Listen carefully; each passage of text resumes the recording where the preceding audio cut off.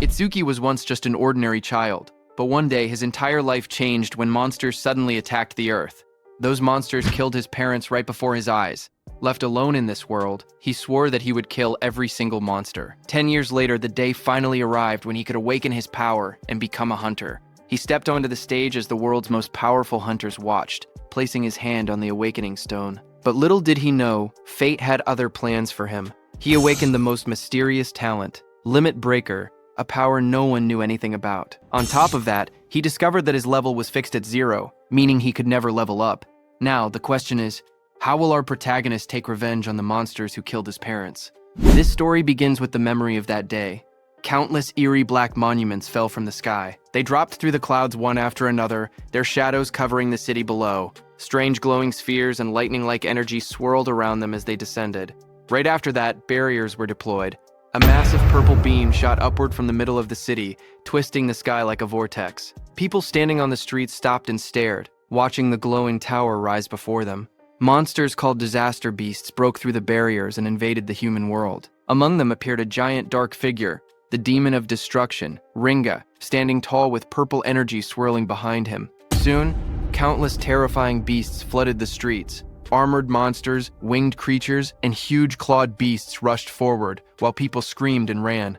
Disaster struck instantly. A monstrous armored creature swung its arms, sending a man falling backward as he shouted for everyone to run. Nearby, his child cried and reached out, calling for his dad, as his mother ran while chaos erupted around them.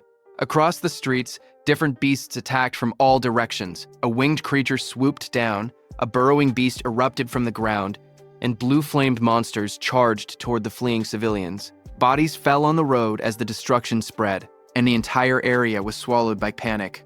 The armored monster rushed forward with blue flames bursting around its body. Its jaws opened wide as it roared, blue light flashing in its eyes. It shot a swirling vortex of blue flames toward a woman who ran away, holding a child tightly against her chest. The flames spread across the road as the monsters closed in. That woman was caught by the blue flames and threw her child ahead. The small boy reached out weakly while lying on the ground. The woman's voice trembled as she repeated the same word, telling her child, Itsuki, to run. The child looked at her with tear-filled eyes and called out for his mom. Just then, suddenly, someone shouted Itsuki's name again. A drop of sweat slid down a boy's face as the voice echoed. In the next moment, the scene returned to the present. A girl with pink hair turned around toward him. She asked what was wrong, saying he was spacing out. He stood among the lined-up students and answered quietly that it was nothing. Hearing that, she narrowed her eyes and leaned in slightly, asking him again if that was really true. Then, while he was crying, the boy who was the same Itsuki from that day stood still with tears running down from one eye. Before he could answer, another student suddenly wrapped an arm around his shoulder and spoke cheerfully. He said, Itsuki must be sleepy, since he's usually asleep at this time. But today, there was suddenly a school-wide assembly. While they were talking, Itsuki pointed toward the stage and told his friends that the teacher there was dressed strangely. On stage, the teacher, wearing some kind of armored helmet, explained what happened after the disaster beasts appeared. Some humans gained the power to fight back, and they became known as Awakened. The armored man described how, 10 years ago, the largest disaster beast attack happened at the northern shore of the Blue River. Awakened from all over the world crossed the river to repel them in what became known as the River Crossing War.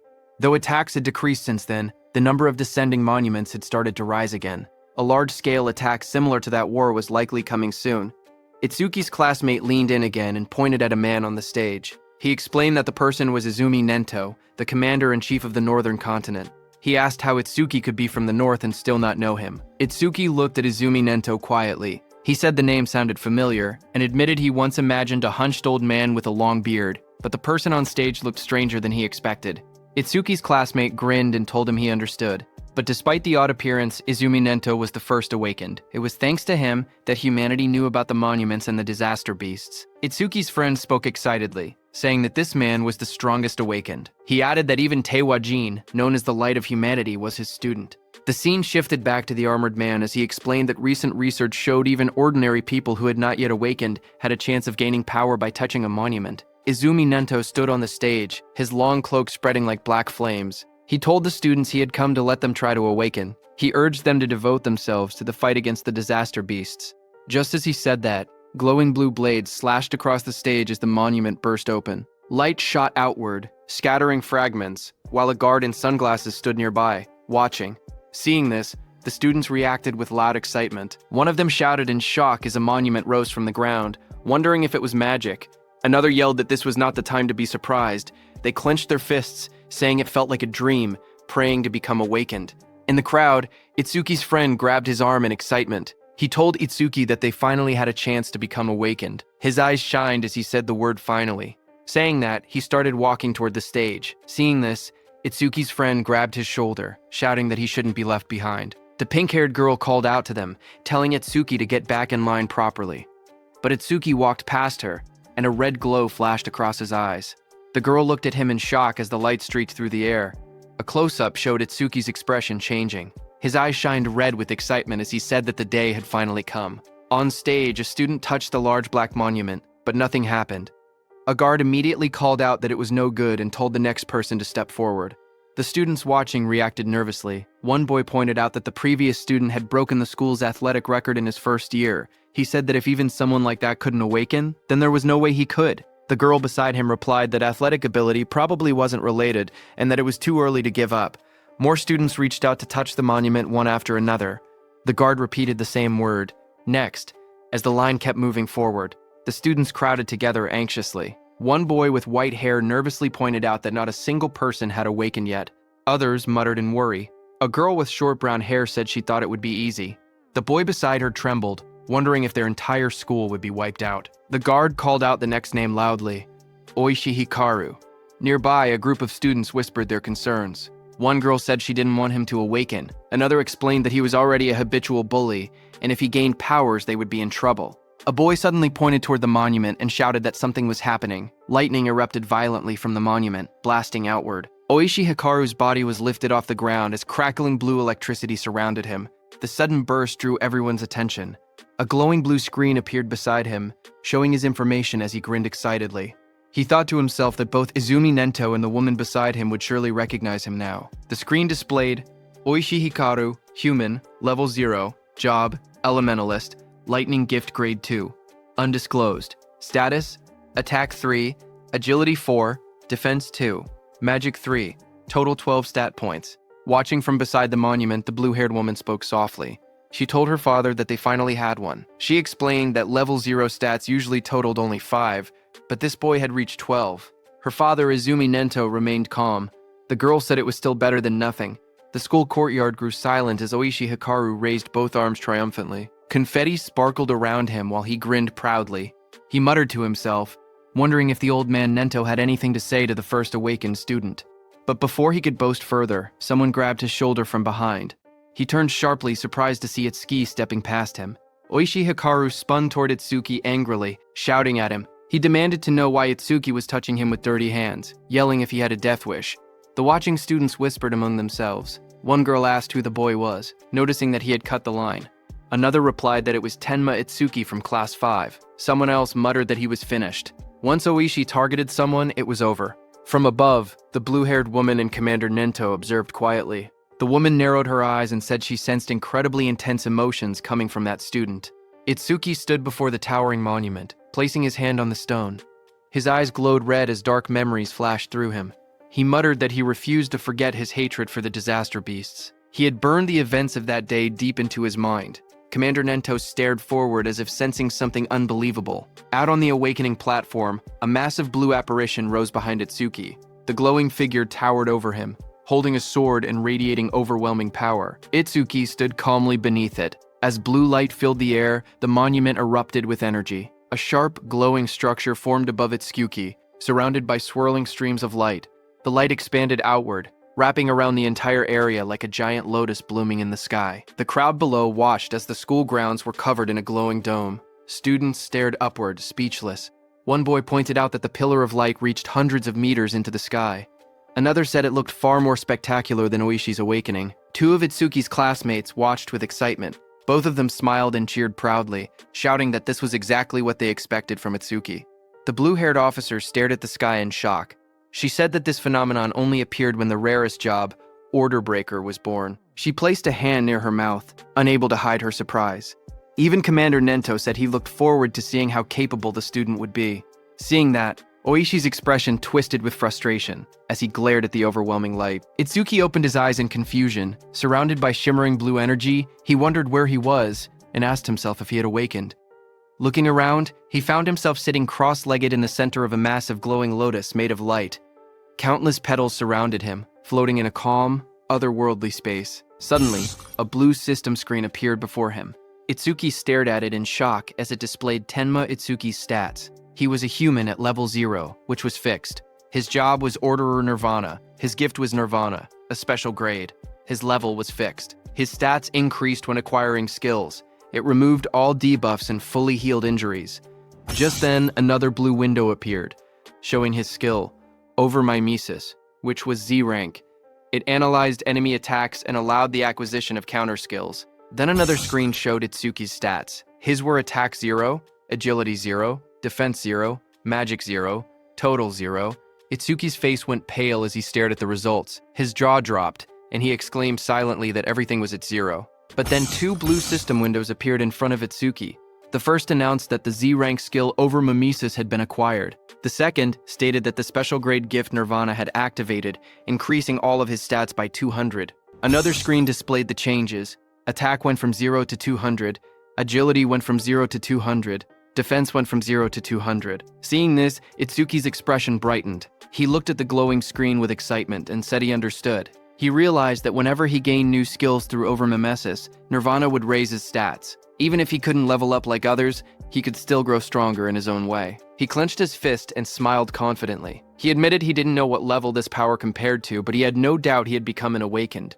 With determination in his eyes, he declared that he would annihilate the disaster beasts. A massive burst of blue light exploded from the monument. Students around him shielded their faces and shouted that the light was too bright. Some grabbed their eyes in pain. Through the blinding radiance, Itsuki's silhouette stood tall within the monument's glow. Lightning and energy swirled around him in a powerful display.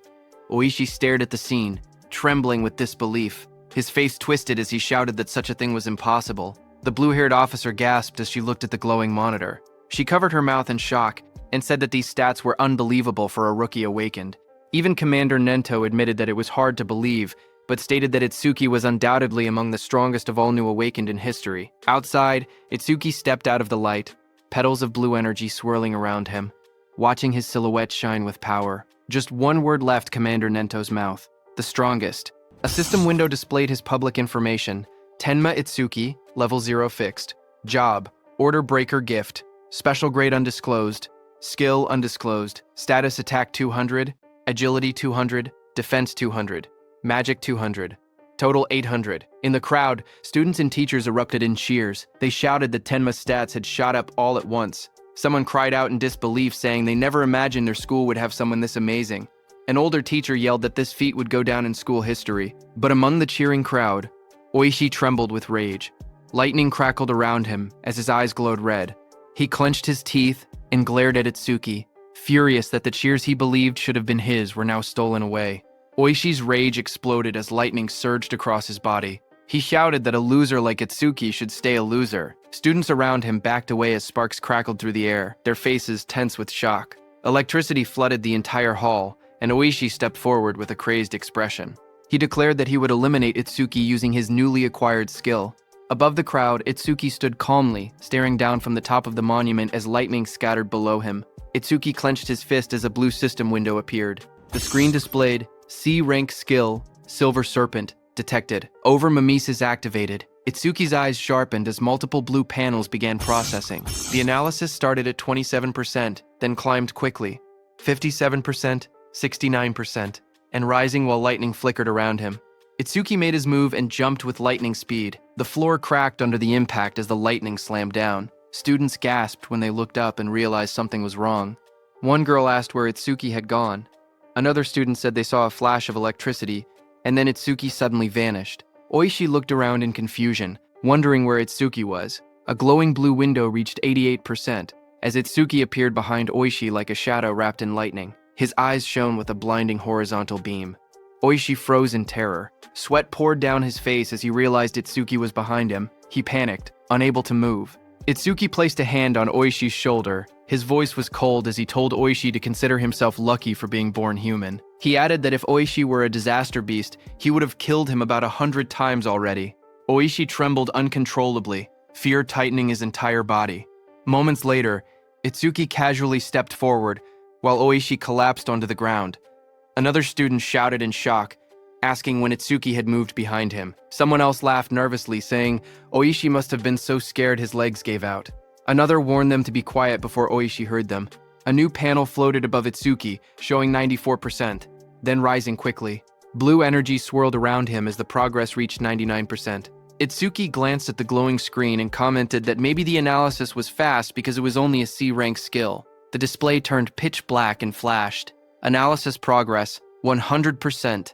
Lightning exploded around him as a new message appeared, saying C-rank skill Thunderbreaker required. Itsuki stood in the center of the crackling blue electricity, his body glowing as the newly gained power wrapped around him like living lightning. The students watched nervously as the light began to glow again. One of the boys stared in shock, saying it was happening once more. Another student, wearing sunglasses, adjusted them with a grin, saying it was a good thing he had brought them. Inside the glowing space, Itsuki appeared sitting calmly with a thoughtful expression.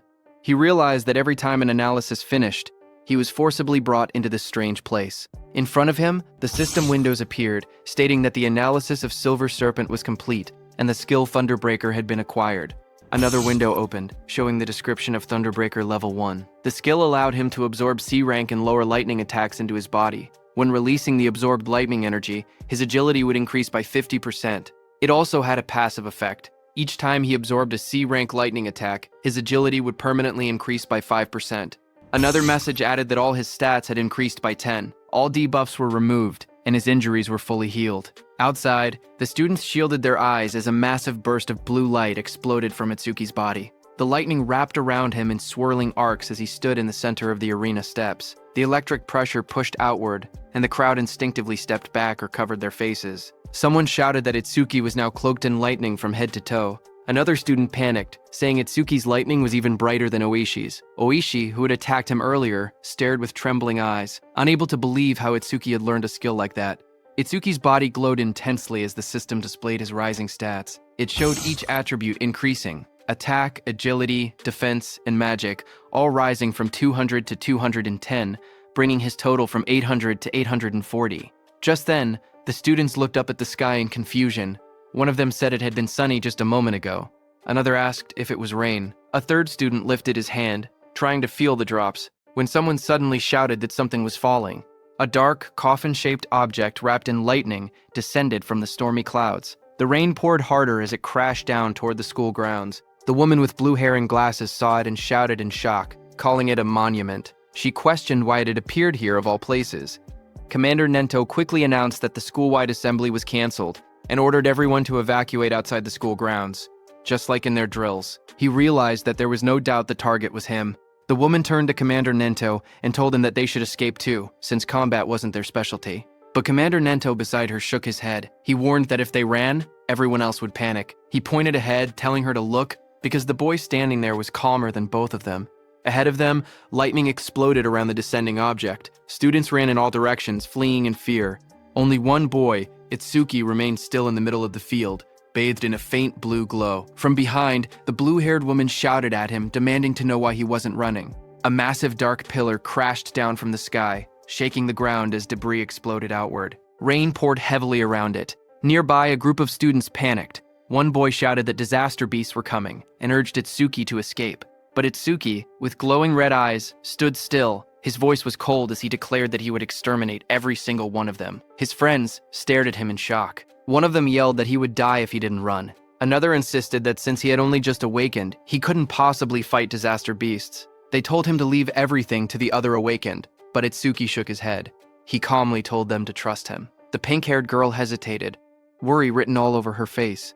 Finally, she shouted that if he died, he shouldn't blame them. She grabbed the other guy's clothes and dragged him with her. The glasses-wearing boy asked her if it was really okay to let him go, reminding her that the enemy was a disaster beast, a walking weapon of mass murder. As the two ran off, Itsuki looked ahead with a crazed smile. His eye glowed bright red through the rain. He muttered that his first enemy after becoming an awakened was the one who killed his parents, and that it was lucky. Lightning curled around him as he stepped forward. A glowing panel appeared beside him, displaying the status of the creature before him. It was Skeleton Soldier 10369, Level 8, Gift Grade 2, Defense increases by 100%. If the enemy's attack exceeds its own defense, the gift becomes invalid. Skill, Bonefire, B rank. Its stats were Attack 15, Agility 10, Defense 120 plus 120, Magic 30, Total 295.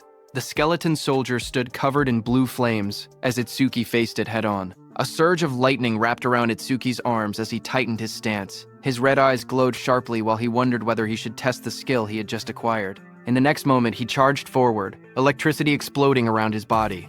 Blue lightning trailed behind him as he rushed toward the flaming skeleton beast on the field. The two forces collided, sparks scattering through the rain. The skeletal beast swung its arms to punch, but Itsuki dodged. Then Itsuki swung his electrified fist with full force, shouting that he would not let anyone else die. His punch struck the creature's chest, and a violent burst of energy erupted. The impact sent the disaster beast flying across the field, smashing through the school building. The ground trembled as debris scattered in all directions. Students watching from afar stared in shock. One student said Itsuki's strength was too overwhelming, and that maybe they didn't need to run anymore. A female student was stunned, seeing how the impact had blasted the monster away in a single hit. The blue-haired inspector stared at the ruined wall, stunned that a rookie who had just become awakened could send a level 8 disaster beast flying with only one blow. Heavy rain poured down as Commander Nento watched from a distance, thinking to himself that Itsuki's speed and power were on a completely different level from other level zeros. But even then, he believed that defeating a skeleton soldier was impossible. He explained that skeleton soldiers had two troublesome abilities. The first was a gift that increased their defense. The second was a terrifying skill called Bonefire, a flame that burned anything it touched into ash. Blue flames erupted violently across the field, spreading like a wave toward Itsuki. The students gasped as the fire surged forward. Itsuki's friends cried out in fear, shouting Itsuki's name. Oishi stepped forward with a crazed smile, yelling that the fool who didn't know his place would just burn to ash. Meanwhile, glowing screens appeared in front of Itsuki. A system message informed him that the enemy was using Bonefire. The analysis began, first at 1%, then rapidly accelerating. As the blue flames engulfed him, more screens appeared.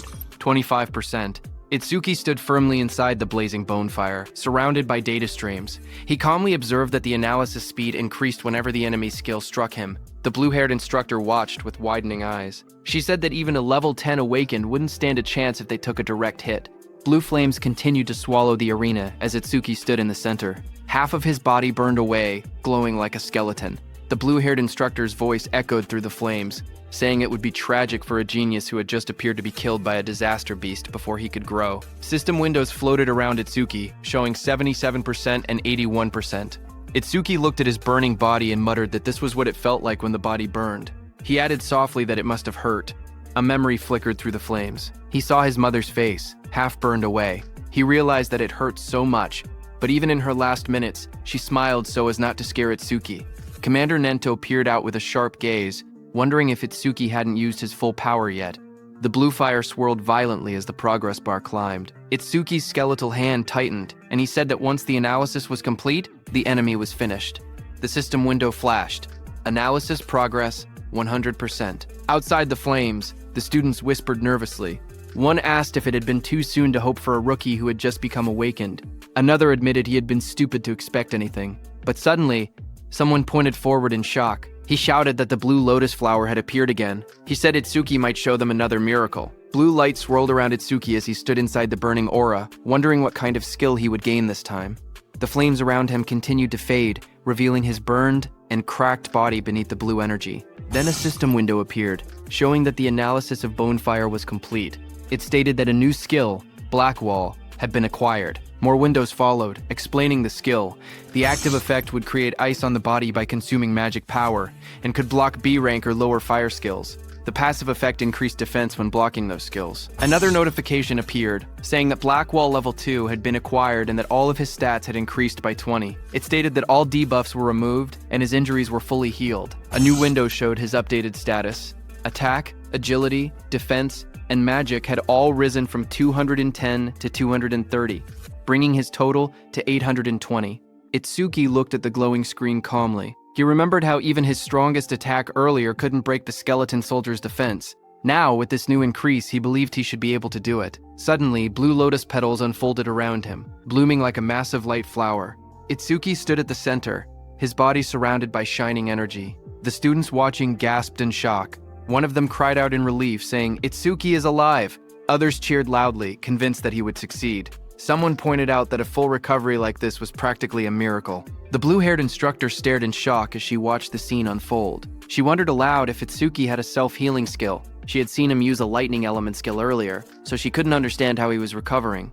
Commander Nento was also shocked. He remembered that order breakers were considered the most mysterious job, but even among them, Itsuki seemed uniquely strange. Meanwhile, Itsuki stood in the center of the glowing lotus petals. His body had recovered completely. Not a single injury left. Blue fragments drifted around him as he looked down at his restored form. Itsuki whispered in disbelief, saying it was a perfect recovery. He wondered whether he would heal even if his limbs were cut off, or if his brain was destroyed. He admitted he was curious about the limits of his self-healing. Suddenly, the skeleton soldier roared, its armor burning with blue bonefire. The flames surged violently as the monster charged forward. Itsuki turned calmly, raising his arm as black spikes spread across his skin. The blue flames rushed toward him. His entire body became engulfed in the fire, but he stood unmoving within it. Moments later, his silhouette appeared again through the blaze. Thick layers of black spikes covered him completely, and his red eyes glowed coldly behind the cracked ice armor. Itsuki cracked through the air as he shot upward. The explosion of blue flames shook the area when he crashed down. Itsuki's armored body glowed with electricity as he readied another strike. The skeletal beast struck, but Itsuki moved again, instantly appearing behind the beast faster than anyone could follow. Itsuki then raised his arm, and it turned into a massive black spike sword, lightning running through it. Itsuki moved with lightning speed and, with a single slash, cut the skeletal beast in two with that sword. The students watching from afar were stunned. One of them said that Itsuki moved behind the disaster beast in an instant, as if he had teleported. Another said that only awakened people could track movements like that. Oishi was also stunned, saying she couldn't see Itsuki's movements at all. She compared it to what she had seen before. The blue-haired instructor questioned if someone like Itsuki could really be a rookie. On the other hand, as the dust settled, Itsuki stood alone as the black spikes on his body disappeared. He kicked and destroyed the skeleton beast's head. He was stunned to realize that it not only generated solid armor to protect his body, but could also shape that armor into any kind of weapon he wanted, a divine skill that combined both offense and defense. Suddenly, someone shouted his name. Itsuki turned his head in surprise as his friend rushed toward him and wrapped him tightly in a relieved hug, saying he was glad Itsuki had won because he had been worried the entire time. Itsuki stayed still for a moment before asking about Saya. His friend pulled back and admitted that Saya had been watching earlier with a face that looked like she might cry, but now she was nowhere to be seen. Itsuki looked toward the crowd, wondering why she didn't come. He scanned the students in the distance, confusion growing. He quietly wondered if she might be angry. Not far away, the blue-haired instructor watched the aftermath of the fight.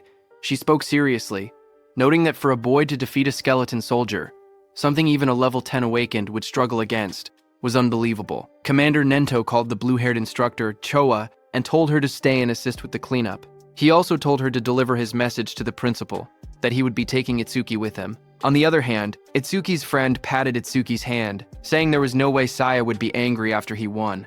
He guessed that Saya was probably scared of falling behind Itsuki, so she might have gone to touch the monument instead. Itsuki lowered his gaze slightly and murmured that he hoped that was the case. Just then, a voice called out to him, asking if he was Tenma Itsuki. Itsuki turned and noticed someone approaching. Commander Nento, wearing a long cape, stood before him. Itsuki looked up at him in silence. People watching from a distance began whispering among themselves. They saw that Izumi Nento, a famous figure, was talking directly to Itsuki. Some wondered if he intended to take Itsuki as a student. Others doubted it, saying the only person Commander Nento had ever accepted as a student was Teiwajin, humanity's strongest. They insisted that no matter how strong Itsuki seemed, something like that wouldn't happen. Itsuki's friend stepped away nervously and said he would go look for Saya. Commander Nento then looked down at Itsuki and spoke calmly. He told Itsuki that he was quite special.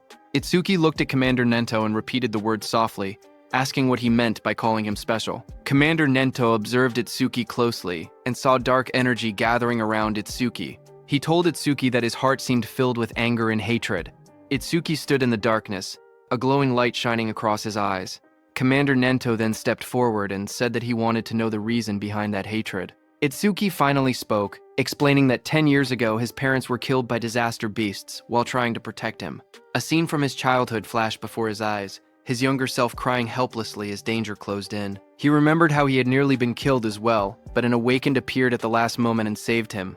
the powerful figure struck the beast right in front of the frightened Itsuki. Itsuki told Commander Nento that right before his eyes, he had watched his mother die.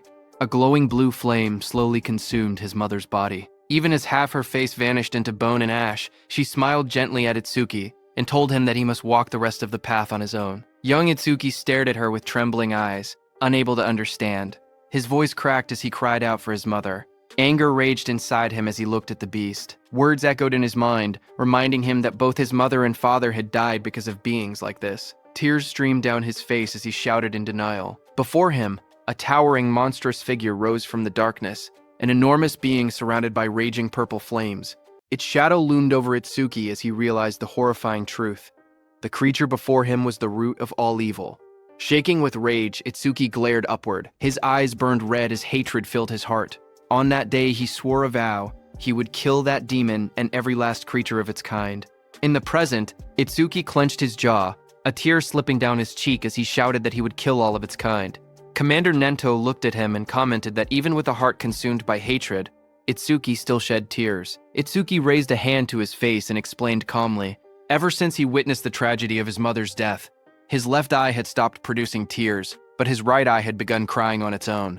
Thanks to that, he said he never forgot his hatred for the disaster beasts. Commander Nento then asked if Itsuki would become his student. He promised to get him into the Salvation League and help him gain the immense power needed to take revenge on the disaster beasts. Itsuki repeated the words quietly, asking what the Salvation League was. Commander Nento then explained. He told Itsuki that to counter disaster beasts more efficiently and scientifically, the governments of the 5 continents had gathered strong awaken from around the world and created an official organization. The members of this organization were called saviors, he continued, saying that saviors were provided with resources such as dedicated training grounds and powerful weapons. They were also guaranteed high compensation. Even trainee saviors received 10,000 gold per month. Itsuki listened in surprise, realizing that 10,000 gold was enough to buy a car. Commander Nento then warned that such generous treatment was not given for free.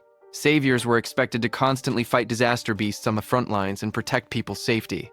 Itsuki stood shirtless, his expression calm as he spoke. He said that he did not care about high pay or special resources. What mattered most to him was something else. Determination filled his eyes. His gaze sharpened as he clenched his fist. He declared that what mattered most was fighting disaster beasts on the front lines. With unwavering resolve, he announced that he wanted to become a savior as well. Commander Nento then explained the process. He said that the Salvation League held an exam every February known as the National Salvation League Tournament, with more than 10,000 participants. Each contestant earned points based on performance, but only those who ranked within the top 100 were allowed to become saviors. Hearing this, Itsuki asked what the highest record in history was. Commander Nento told Itsuki that it would not be very useful as a reference. He explained calmly that the record was 115,000 points, set by Taewajin 11 years ago. He added that passing required only 30% of that score, while securing first place required at least 50%. Itsuki silently recalled the name Taewajin, the strongest awakened, known as the light of humanity, the one Rikaru had mentioned. Commander Nento told Itsuki that Jin was special, and that comparing himself to Jin would only bring despair. But even so, Itsuki should still have confidence because he believed Itsuki could one day stand shoulder to shoulder with Jin. Itsuki stood shirtless on the training ground, his expression steady. With unwavering determination, he declared that he would surpass Taewajin. Hearing those words, Commander Nento's eyes widened inside the helmet. Reacting with surprise, he remembered something from the past, a time when he had stood with Taewajin and told him that he had become incredibly popular. The younger generation was trying to follow in his footsteps, but Taewajin warned that following alone would never win the war against the disaster beasts. Someday, someone would surpass him, just as a new sunrise replaces the setting sun. Taewajin said that he looked forward to that day, seeing Itsuki's resolve. Commander Nento thought that the sunrise Taewajin had been waiting for had finally appeared. A few hours later, Commander Nento took Itsuki to another place. When Itsuki saw the massive dome-shaped structure rising in the distance, glowing under the sky, he asked quietly what it was. Commander Nento explained that these monuments acted as passages connecting the human world to the world of disaster beasts. He said that if the beasts were killed but the monuments were left untouched, new beasts would simply appear again. He pointed at the massive dome-shaped building and explained that this facility was created to isolate monuments that couldn't be destroyed. Awakened individuals periodically entered it to sweep out the disaster beasts that emerged. This kept the danger under control and also served as training. Itsuki looked at the building and asked if it was a training facility. Commander Nento, standing beside him, confirmed it, saying they called these places stages. He explained that the number and strength of the beasts inside couldn't be controlled, making it extremely dangerous. Commander Nento told Itsuki that the beasts in this specific stage were especially strong. Among all rookie-level stages, this one had the highest mortality rate. Because of that, people called it the rookie graveyard. He told Itsuki that when Jin was still a rookie, he had cleared this deadly stage in 3 minutes and 14 seconds. Commander Nento turned to Itsuki and said that if Itsuki truly intended to surpass Jin, then 3 minutes would be his limit. As Itsuki walked toward the giant facility, Commander Nento told him that if he could clear the stage within 3 minutes, he would accept him as his student. Hearing that, Itsuki's eyes sharpened with determination. He wanted to surpass Jin and become Commander Nento's student. People in the lobby turned their heads when they saw a familiar figure. Someone pointed and said that Mr. Izumi had arrived. Another person noticed Itsuki walking beside him and asked if that was the rumored rookie. The crowd stared in surprise, whispering that there was no way a rookie could walk next to Mr. Izumi unless he was an awakened, on Taewajin's level. Itsuki looked around quietly and wondered to himself if this person was really that famous. Thinking that, he walked toward the stage entrance and saw the display showing the Disaster Beast level inside. Level 10.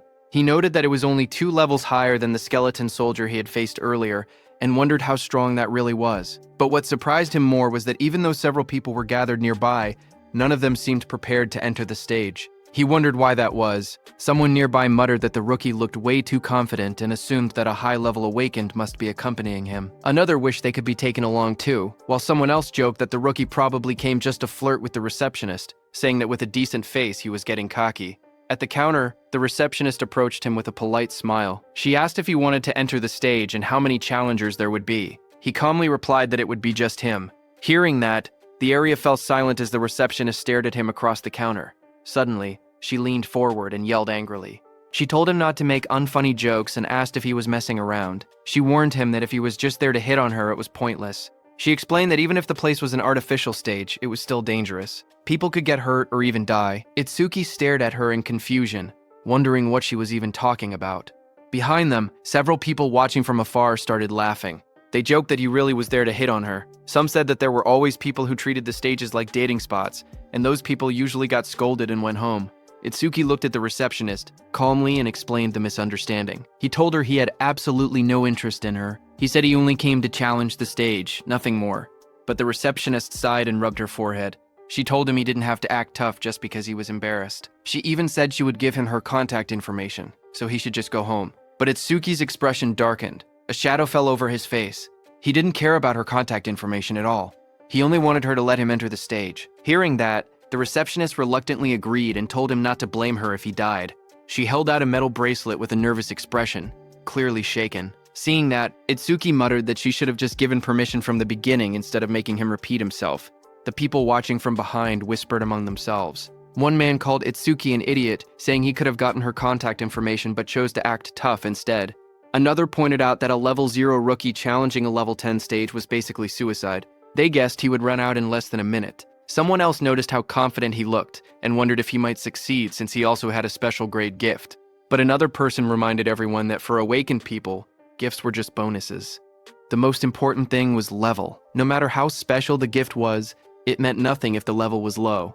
On the other hand, standing in front of the gate, Itsuki checked his bracelet. He said that his personal information was registered on it, so scanning it would let him enter. A glowing screen appeared above his hand, confirming entry by awakened Tenma Itsuki has been approved. Itsuki stretched his hands forward and took a breath. He reminded himself that the promise was within 3 minutes. Then he said it was time to begin. A bright digital timer appeared showing 0:01 in green numbers. And just as the gate opened, Itsuki moved with explosive speed. Red energy surrounded his body as he dashed forward, his eyes glowing sharply. He looked around and noticed the vast area. He thought that the interior space was much bigger than he expected. As he ran across the grassy field toward a tall black tower, he told himself that it was his first time entering a stage, even if it was an artificial one. Suddenly, Itsuki noticed a creature rush in and said that it was coming. That creature jumped toward him. It was a wooden monster from the Kodama tribe. A blue window appeared beside it, showing its information. Kodama number 1307 from Kodama tribe. Level 4. Gift. None. Attack. 49. Agility. 48. Defense. 53. Magic. 24. Total. 174. Seeing it coming, black spikes formed on Itsuki's hand. In the next moment, he slashed downward with overwhelming force. A sharp strike of energy cut through the target as he launched his attacks. Itsuki stood calmly with the massive black spike axe hand, smiled, and remarked that an axe was always the best tool for trees. He then asked the remaining monsters how it felt to see their comrade cut in half. Dozens of Kodama creatures rushed at him. He stood tall and called them rotten trees. Outside, Choa spoke to her father, Commander Nento. She asked why, out of so many rookie stages, he had made the newcomer enter this one specifically. Commander Nento answered that Itsuki claimed he would surpass Jin, so he simply brought him to the same stage Jin first challenged. Hearing that, Choa frowned and said that surpassing Jin was impossible unless someone stepped outside the bounds of humanity. Hearing that, Commander Nento asked Choa if she believed Jin had already transcended humanity. Choa recalled the time she met Jin for the first time. She had once thought Jin was kind and approachable. Then she saw Jin instantly kill a level 97 disaster beast. She recalled that Jin's eyes during that fight were different. She remembered those eyes clearly, cold, solitary, and transcendent. She felt that they didn't seem human at all. She described Jin's gaze, saying his eyes were like the eyes of a god. Hearing that, Commander Nento told Choa that Itsuki also had potential comparable to Jin, but at the moment, he was nothing more than an unpolished gemstone. He added that if Jin could be compared to a godlike existence who saved people, then Itsuki was the opposite, a demon consumed by hatred. Meanwhile, on the battlefield, Itsuki stood among the fallen wooden beasts. He stated that Over My Maces wouldn't even activate against disaster beasts of this level. Just then, a dark silhouette appeared behind him, its eyes glowing red. His own eye glowed the same way as the shadow towered over him. In the next moment, his body moved at extreme speed, cutting through the enemies with a sharp motion. Itsuki stood before the fallen creature and looked down calmly. He asked if that was the end. He examined the broken body and wondered if level 10 disaster beasts were only this strong. But then he thought that if that were true, this place wouldn't be called the Rookie Graveyard. There had to be something else. Just then, a blue system window appeared before him. It displayed B-rank skill, self-regeneration detected. Over My Mimesis activated. Another window followed. Analysis progress 5%. Itsuki turned as a sudden sound caught his attention. His expression shifted slightly. The level 10 disaster beast rose again behind him, its entire form twisting upward with glowing green eyes. Its long vine-like limbs burst outward and lunged at him. Itsuki braced himself, thinking in surprise that he had cut off half its head, yet it had regenerated. The moment the towering monster regenerated, Itsuki narrowed his eyes and muttered that he knew things wouldn't be straightforward. A glowing blue system window appeared in front of him, revealing the creature's details. It identified the monster as Regenerated Kodama, number 520 of the Kodama tribe, a level 10 beast with a grade 2 gift. Its defense had dropped by 50%, but its self-healing ability had greatly increased. Another blue window listed its stats clearly. Attack, 110, Agility, 100, Defense, 60, Magic, 180, Total, 450. As the creature's roots and branches whipped wildly, Itsuki tightened his fist. A system alert flashed. Black Wall activated. The next second, his hand was covered by black spikes cutting through the roots. Itsuki jumped at the monster. While dodging the monster's attacks, he quickly analyzed the situation. He realized the beast couldn't regenerate if he damaged it fast enough. He told himself that he had to deal massive damage in a short amount of time. The analysis window appeared beside him. Itsuki smashed forward with his armored arm, splitting through the Kodama's defenses as sparks and debris burst around them. His eyes glowed red as he moved like a shadow slicing through the forest of wooden limbs. Each step sent shockwaves across the ground, and each strike pushed the progress window higher. Itsuki surged forward again, his blade-like arm shining with a cold blue light. Then he shot upward before crashing down like a falling spear, splitting the monster's giant body in half. Light from his attack cut straight through the Kodama, illuminating the entire battlefield. The towering creature's body split down the middle, a glowing crack running from its head to its torso. Its golden eyes shone through the gaps as its massive frame began to fracture. Itsuki watched with sharp red eyes, a grin forming on his face. He said he wasn't done yet. He said he would mince the creature completely so it wouldn't regenerate. In the next moment, he raised both arms. A blinding vertical slash of light tore downward, cutting the giant monster clean in half. Cuts spread across the creature's body, and the wooden shell shattered into countless pieces. The fragments scattered through the air, glowing faintly before breaking apart completely. As the dust settled, Itsuki lowered his arm and exhaled. He said, "This should be enough." He added that using Black Wall for so long was draining his magic. But before he could rest, vines and roots twisted together again in front of him. The wooden creature's form surged upward with glowing yellow eyes, rising from the remains and preparing to attack. The glowing display in front of Itsuki showed 60%, but the fight still raged on. Wooden tendrils whipped toward Itsuki as he moved between them with sharp, fluid steps. He glanced back with an annoyed expression, thinking that even after all of this, the monster still refused to die. He quietly muttered that it was becoming a real pain. The attacks continued to strike from every angle. As he dodged, he noticed something important. Every time the monster regenerated, overmimesis analysis speed increased. His eyes narrowed. That meant the longer this continued, the faster the analysis would complete. He realized he needed a new approach. He decided to cancel Blackwall to conserve his remaining magic, and instead rely on Thunderbreaker to avoid the attacks while keeping his distance. Continuing this pattern until the analysis finished would be the winning strategy. But there was a problem. He didn't have much time left before the 3-minute limit ran out. Lightning crackled across his arm as the display climbed to 75%. Determination hardened his expression. He activated Thunderbreaker and Black Wall at the same time, pushing his offense to the extreme while forcing the monster to repeatedly regenerate. Doing so, he thought, would increase the analysis speed even further. Power surged around him. Arcs of lightning danced across his arm as he charged forward with a cold, focused expression. The creature's wooden body split down the middle, its golden eyes glowing through the cracks. Electric sparks flashed violently as he fought. If overmimesis failed when his magic hit 0, he knew he would die right there. The percentage rose to 80%, then 85%, as he forced his body forward through the storm of wooden strikes. He told himself that if he died now, then everything he'd done would amount to nothing. Lightning gathered in his arm as he unleashed another powerful strike, but right before hitting the monster's head, his magic power hit 0. Finally, his body staggered. Blood dripped from his mouth. He lowered his head and quietly muttered, "Damn it." Itsuki stood pierced by sharp wooden spikes, his body battered and barely holding on. He lowered his head as white steam drifted off his wounds. He quietly admitted that his magic seemed to have finally run out. Then a glowing window appeared beside him, showing 99%. Seeing that, Itsuki's expression sharpened. Blood streamed down his chin as his eyes glowed coldly. He declared that just as he thought, overmimesis did not need magic to activate. With a strange smile, he announced that this match was his win. The window in front of him then showed analysis progress 100%. A bright lotus-shaped energy began expanding around him, glowing blue and cracking the wooden spikes. A system window appeared, saying, "Self-regeneration analysis complete. Lotus burst acquired." The lotus continued to bloom outward, pushing everything away as more spikes shattered. Another window displayed the details. Lotus burst level 2, active effect. Consumes magic to deal explosive damage to enemies within a 5-meter diameter. Power scales with magic consumption. Passive effect. Each time Lotus Burst defeats a living creature of level 1 or higher, all skill ranges increase by +1%. The Lotus opened fully. A pink glow surrounded Itsuki as his wounds rapidly healed. Another window appeared. Lotus Burst level 2 acquired. All stats +20. Remove all debuffs and fully heal injuries. The monster watching him narrowed its glowing yellow eyes. A final window appeared. Lotus Burst activated. Itsuki brought his hands together and clapped. A burst of force erupted instantly, followed by a roaring explosion of flames that engulfed everything in front of him. A blazing wave swept outward, and the monster's shadow shot through the smoke and sparks. When the flames settled, he stood there with blood running down his cheek, his hand still extended from the technique he had just used. With a calm breath, he looked ahead and said that Lotus Burst wasn't bad. Smoke rose around the scorched crater at Itsuki's feet.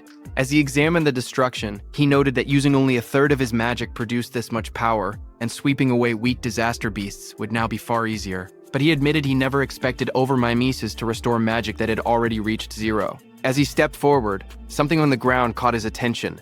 He stopped, staring at a glowing green crystal beside him, and quietly asked what it was. Meanwhile, outside, the receptionist stared anxiously at the bright red screen. She said that almost 3 minutes had passed since the rookie Itsuki went inside, yet there was still no sign of him coming out. She pointed at the display where the status window showed, "Challenge in progress. Stage level 10. Challenger, Tenma Itsuki. Time used, 2 minutes 09 seconds. Seeing this, she nervously added that they should call the rescue team quickly. Choa adjusted her glasses and spoke calmly. She said she didn't think Itsuki would lose to level 10 disaster beasts, but clearing the stage within 3 minutes seemed impossible. Her sentence trailed off as silence fell between them, but suddenly a new message appeared on the large screen, saying, "New record achieved." Seeing that, everyone in the hall froze. Shocked whispers spread through the crowd. One woman stepped forward, staring at the green screen in disbelief, whispering, "No way." Choa widened her eyes. She asked aloud how Itsuki managed to clear it, unable to believe what she was seeing. And the most shocking thing was that even 3 minutes hadn't passed. A final notification flashed brightly on the monitor. Challenge success. Stage level 10. Challenger Tenma Itsuki. Time used, 2 minutes 14 seconds.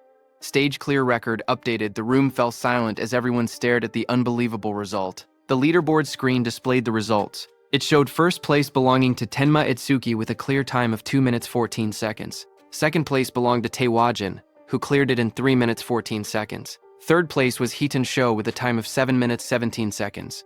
Just then, Itsuki came out of the gate, his clothes torn and stained with green liquid. Around him, people reacted in shock. One person exclaimed that Itsuki had really survived, asking whether the green liquid on him was disaster beast blood. Another shouted that Itsuki was a full minute faster than Taewajin. Someone else pointed out that the beasts inside were level 10 disaster beasts and couldn't understand how a level 0 rookie managed it. Another voice added that there was no way a level 0 rookie should have survived. As Itsuki stepped forward, someone began to speak, saying, "Mr. Izumi is coming." Izumi Nento turned toward Itsuki, who asked him if he could now officially receive Commander Nento's guidance. Itsuki looked at him with a faint smile and addressed him as teacher. Commander Nento responded with pride, saying that Itsuki had done well, just as he expected from his student. Standing nearby, Choa watched quietly. She wondered if her father was happy, saying she hadn't seen this expression from him in a long time. In the crowd, people continued whispering. One person shouted in disbelief that Itsuki was actually Izumi Nento's student. Another said it was no wonder he could break Taewajin's record. But someone else added that even if he truly was Izumi's student, as long as his level didn't increase, there would be no room for growth. Just then, the receptionist came forward nervously with a decorated box in her hands. She explained that it was a gift for breaking the record and asked Itsuki to accept it. Her expression softened as she apologized for the rude things she had said earlier. Itsuki looked surprised as he received the box, asking if he truly got something for his achievement. He said that it was fine because a level 0 rookie challenging a stage like that really did seem reckless. He added that he was a complete stranger to them and it wouldn't have mattered to anyone if he had died. But since she tried to stop him, it proved she was worried. Hearing that, the receptionist blushed deeply. She stuttered as she insisted it wasn't like that. Itsuki simply thanked her, which only made her blush even harder. Not far away, Choa called out, telling Itsuki that she was leaving and not to lag behind. She tightened her glasses, annoyed, and warned him not to get cocky just because he had become her father's student. Itsuki straightened up and replied quickly, agreeing. Then Commander Nento beside Choa studied Itsuki and commented that a stage of this level now seemed too easy for him. He suggested raising the difficulty. He continued, saying that Itsuki should be able to challenge advanced stages now. Itsuki looked at him, surprised, and repeated the words, "advanced stages." As the three of them walked together across the rooftop at sunset, Commander Nento continued explaining. He said that a disaster beast's strength was not determined by level alone.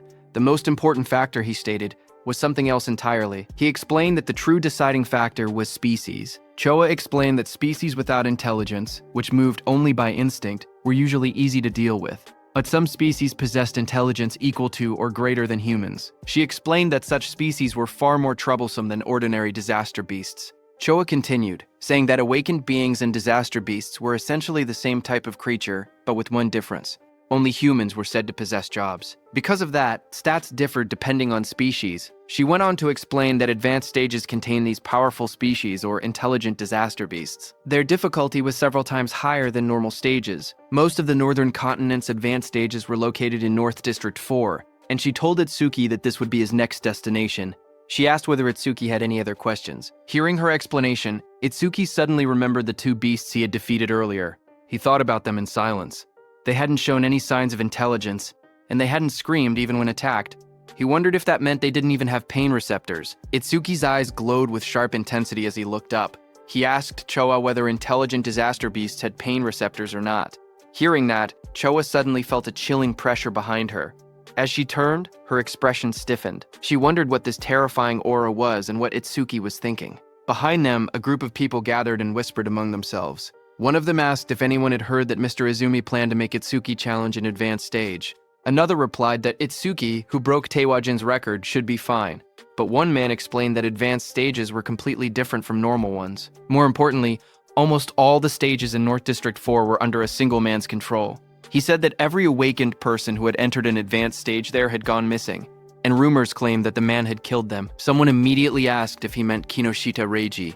Another man began to speak disrespectfully, asking who Kinoshita Reiji even was, and suggesting he acted like a king.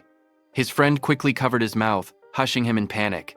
He warned him that he would be killed too if that man heard him. After all, he said, that man was the son of the North District 4 governor, Kinoshita Reiji. The scene shifted to a luxurious room. A young man lounged confidently while servants stood around him. He was the infamous Kinoshita Reiji. A subordinate asked him when he would be departing. Kinoshita Reiji smirked as he answered. He said that all the stages in North District 4 were under his control, so he would go whenever he wanted. To him, waiting in line was something only commoners did. He lifted his glass with a satisfied smile. After they left that spot, Itsuki opened the small, ornate box. Inside, a shining stone rested on a red cushion. The three of them sat together beneath the shade of the trees, as Itsuki gazed at the stone and murmured that it was from that time. Hearing this, Commander Nento, who was beside him, asked if he had seen a karma stone before. Itsuki nodded and calmly explained that after defeating the disaster beasts inside the stage, something identical to this had dropped. Then he paused and added that there was a slight difference. He took out a green crystal, stared at the one in his hand, and said the color was green, but something about it wasn't the same. Upon hearing that, Choa's eyes widened in shock. She exclaimed that it was an intermediate karma stone appearing inside a beginner stage. She stepped closer, adjusting her glasses to get a better look. Itsuki asked what exactly a karma stone was. Choa turned to him and began explaining. She reminded him that he had been a rookie. She said karma stones were also called experience stones. She explained that when a disaster beast or an awakened being died, karma, an invisible energy similar to experience points, emanated from its corpse. Absorbing this energy increased a person's level. In other words, a karma stone was an object that contained karma. A figure glowing with energy appeared in her explanation, demonstrating how someone could use a karma stone to absorb the karma inside. She continued, saying that karma stones did not occur naturally, which made the situation strange. Choa wondered aloud why such a stone had appeared in that stage. Beside her, Commander Nento quietly said it was probably because of Itsuki's gift. Hearing this, both Itsuki and Choa looked confused and asked again about the so-called gift. Commander Nento explained that normally the karma of a defeated enemy would be absorbed by the one who killed them, yet, even though Tenma had defeated 2 disaster beasts, he never leveled up. That meant the karma had not been absorbed. He added that manifested karma never disappeared without a reason. He continued, saying that if his speculation was correct, the karma of the disaster beast that had attacked the school had been absorbed by the awakened individuals present, meaning the people standing there. He explained further that a stage was an enclosed space. Because Tenma was unable to absorb the generated karma and there was no other recipient inside, the leftover karma clumped together and formed a karma stone. Hearing this, Choa looked startled. She asked how Itsuki's stats increased if he truly could not level up. Upon hearing that, Commander Nento suddenly stood up and reminded Choa that an awakened person's gift was top secret and could not be disclosed. Startled, she apologized immediately. Commander Nento then turned back to Itsuki. He told him that he could choose whether to keep the karma stone or sell it. He added that he would be leaving soon for a commander-in-chief meeting of the 5 continents, and that during his absence, Choa would look after him. Before departing, he said there were several things he wanted him to remember. Commander Nento spoke calmly as he listed out the rules. He told Itsuki to keep their relationship confidential, then added the second rule, never disclose his gift to others.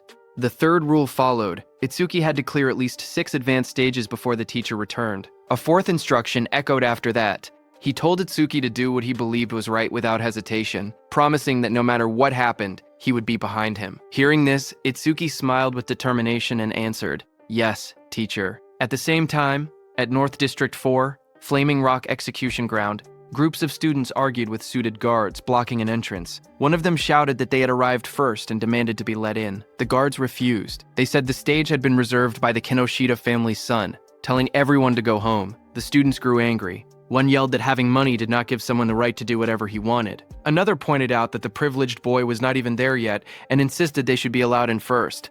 Their frustration rose.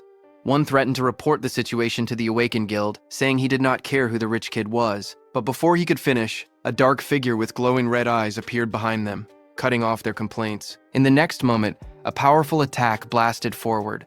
The students were thrown aside as a muscular fighter struck with overwhelming force, scattering them in an instant. Another student rushed forward, attacking the muscular man. A sharp white arc cut through the air as it struck with full power, but the attack landed directly on the muscular man's body and bounced back, sending shockwaves bursting outward. The impact echoed loudly across the ground.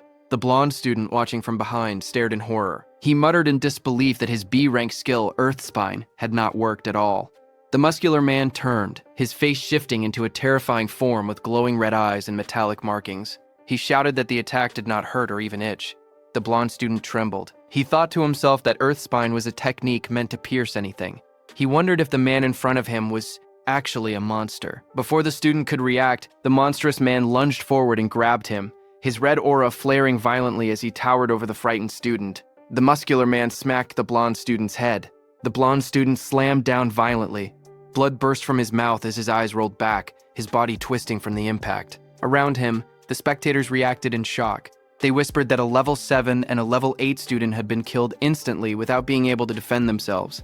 They said the big guy was far too strong. Someone identified him as Oga Takeru, one of Kinoshita Reiji's 4 pillars and a level 12 gold elementalist. Hearing that, the crowd understood why things had turned out this way. Takeru held one of the defeated students by the neck and warned everyone. He said he would not forgive anyone who tried to enter the stage without Reiji's permission. If anyone resisted, he would treat them the same way he treated the 2 lying on the ground. The other students watched nervously as Takeru lifted the struggling blonde student off the floor. The blue-haired student remained unconscious beside him. Takeru shouted that nobody should think about helping them. The group of bodyguards in suits stood nearby, laughing. One of them told Takeru not to go too far because the trash was watching. Another warned that if he kept beating weak students, the teacher would hear about it. Their laughter echoed through the area. Takeru only scoffed. He tossed the blonde student aside with a flick of his arm, showing no concern at all. The injured blonde student collapsed forward, but before he could hit the ground, Itsuki caught him. Blood dripped from the student's nose as his body went limp in Itsuki's hands. Around them, the other students whispered in shock. One of them asked who the newcomer was and wondered why he did not listen when they told him not to interfere. Another panicked voice said that a level 0 person was definitely going to die. Someone else stared at Choa and muttered that the beauty beside him looked familiar. Not far away, Takeru glared at Itsuki. He shouted that nobody was allowed to pass without Reiji's permission. He warned that if Itsuki did not want to end up like the unconscious student, he should just go home quietly. Hearing that, Itsuki lowered his head slightly. He calmly said that he understood he would not be able to enter the stage unless he defeated this man. Beside him, Choa raised her hand, saying she would contact the North District 4 administrator because this kind of behavior could not be allowed. But Itsuki stopped her. His eyes glowed bright blue as he said it was not necessary. He repeated what his teacher had told him, that he should do what he believed was right without hesitation. He then turned to Choa again and spoke plainly. He said he would leave the treatment of the injured students to her. Then he turned to Takeru. As Itsuki stepped forward, a thought appeared in Takeru's mind. As he stared at him, he wondered who this man was. A status window floated beside Itsuki, showing his information.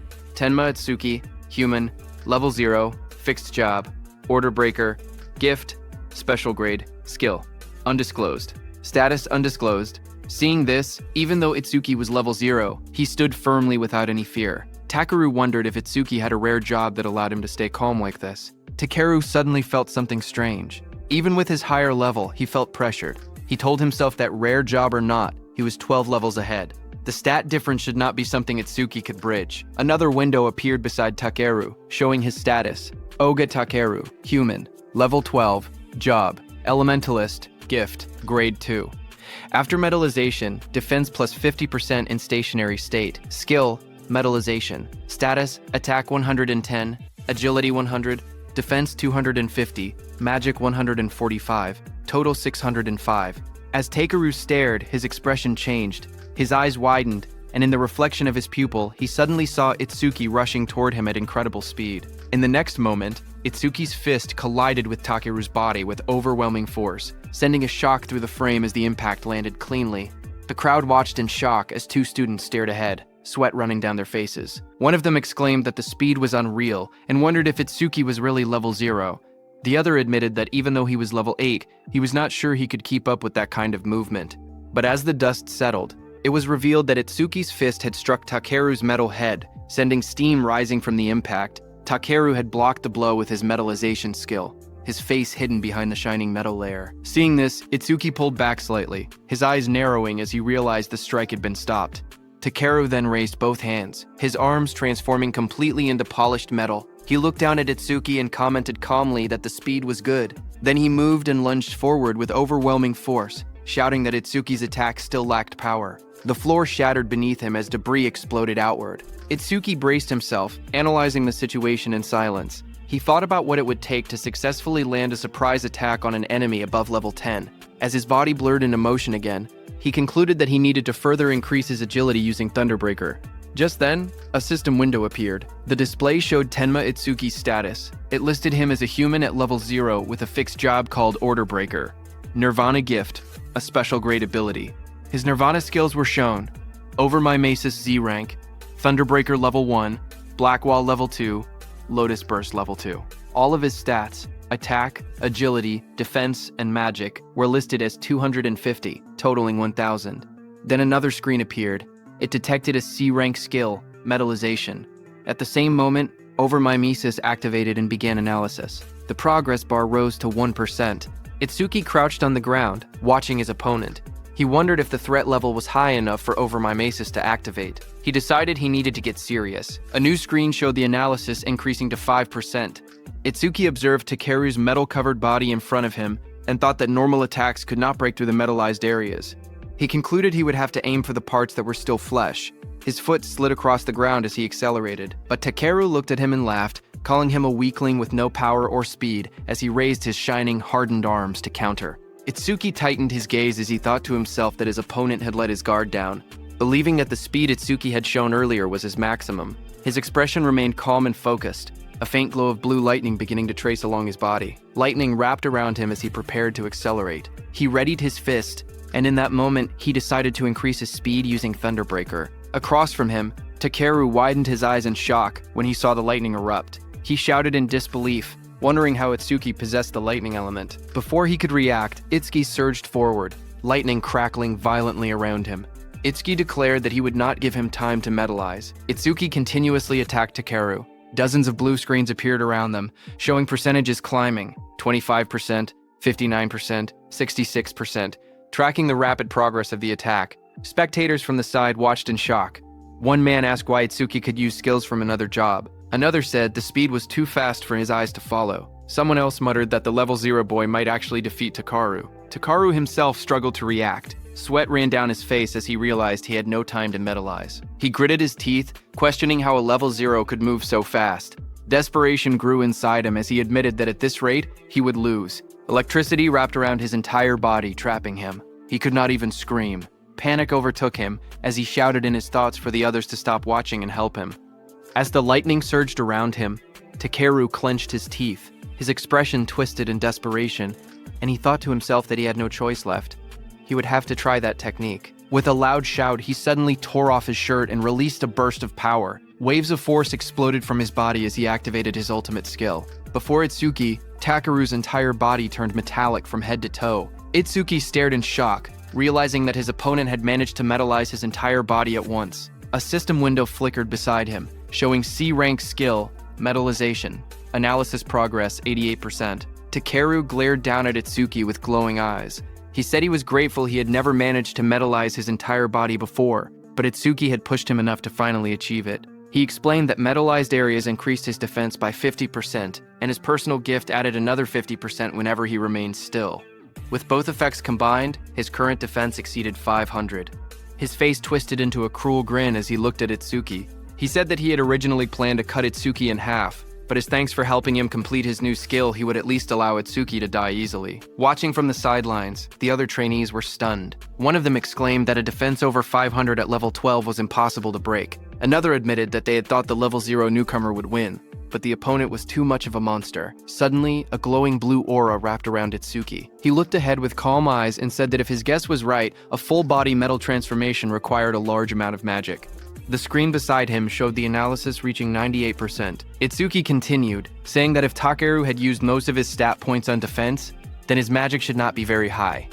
The percentage rose again, reaching 99%. Across from him, Takeru growled and denied it, calling Itsuki's reasoning nonsense. Even while refusing to believe it, he wondered if Itsuki was truly level 0. Surprised by his sharp intuition, Itsuki kept his relaxed smile. He said he would not bother using a boring tactic like draining Takeru's magic down to 0. Instead, he declared he would finish the fight quickly.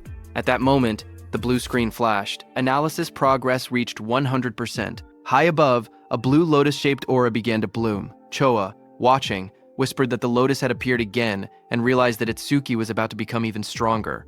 Others stared at the giant lotus forming around him. One man questioned if this lotus was really a level 0 skill. Another wondered how Itsuki planned to defeat Takeru since it did not look like an offensive technique. A notification window appeared. The analysis of the metallization skill was complete, and a new skill called Clear Orb had been acquired. Another window described the skill, Clear Orb Level 1. Active effect. It shoots a perfect sphere along a fixed path. The sphere travels at 1 meter per second and pierces through every enemy in its path while ignoring all defense. Passive effect. Every time an enemy with higher defense than the user is defeated with Clear Orb. Seeing that this new skill had defense ignored, Itsuki thought that if he hit with this, he could definitely deal damage. But the problem was flight speed. At 1 meter per second, even ordinary people could dodge it, so timing was crucial. But then Itsuki thought that against that sandbag Takeru, who would not even move, he did not even need to think about timing.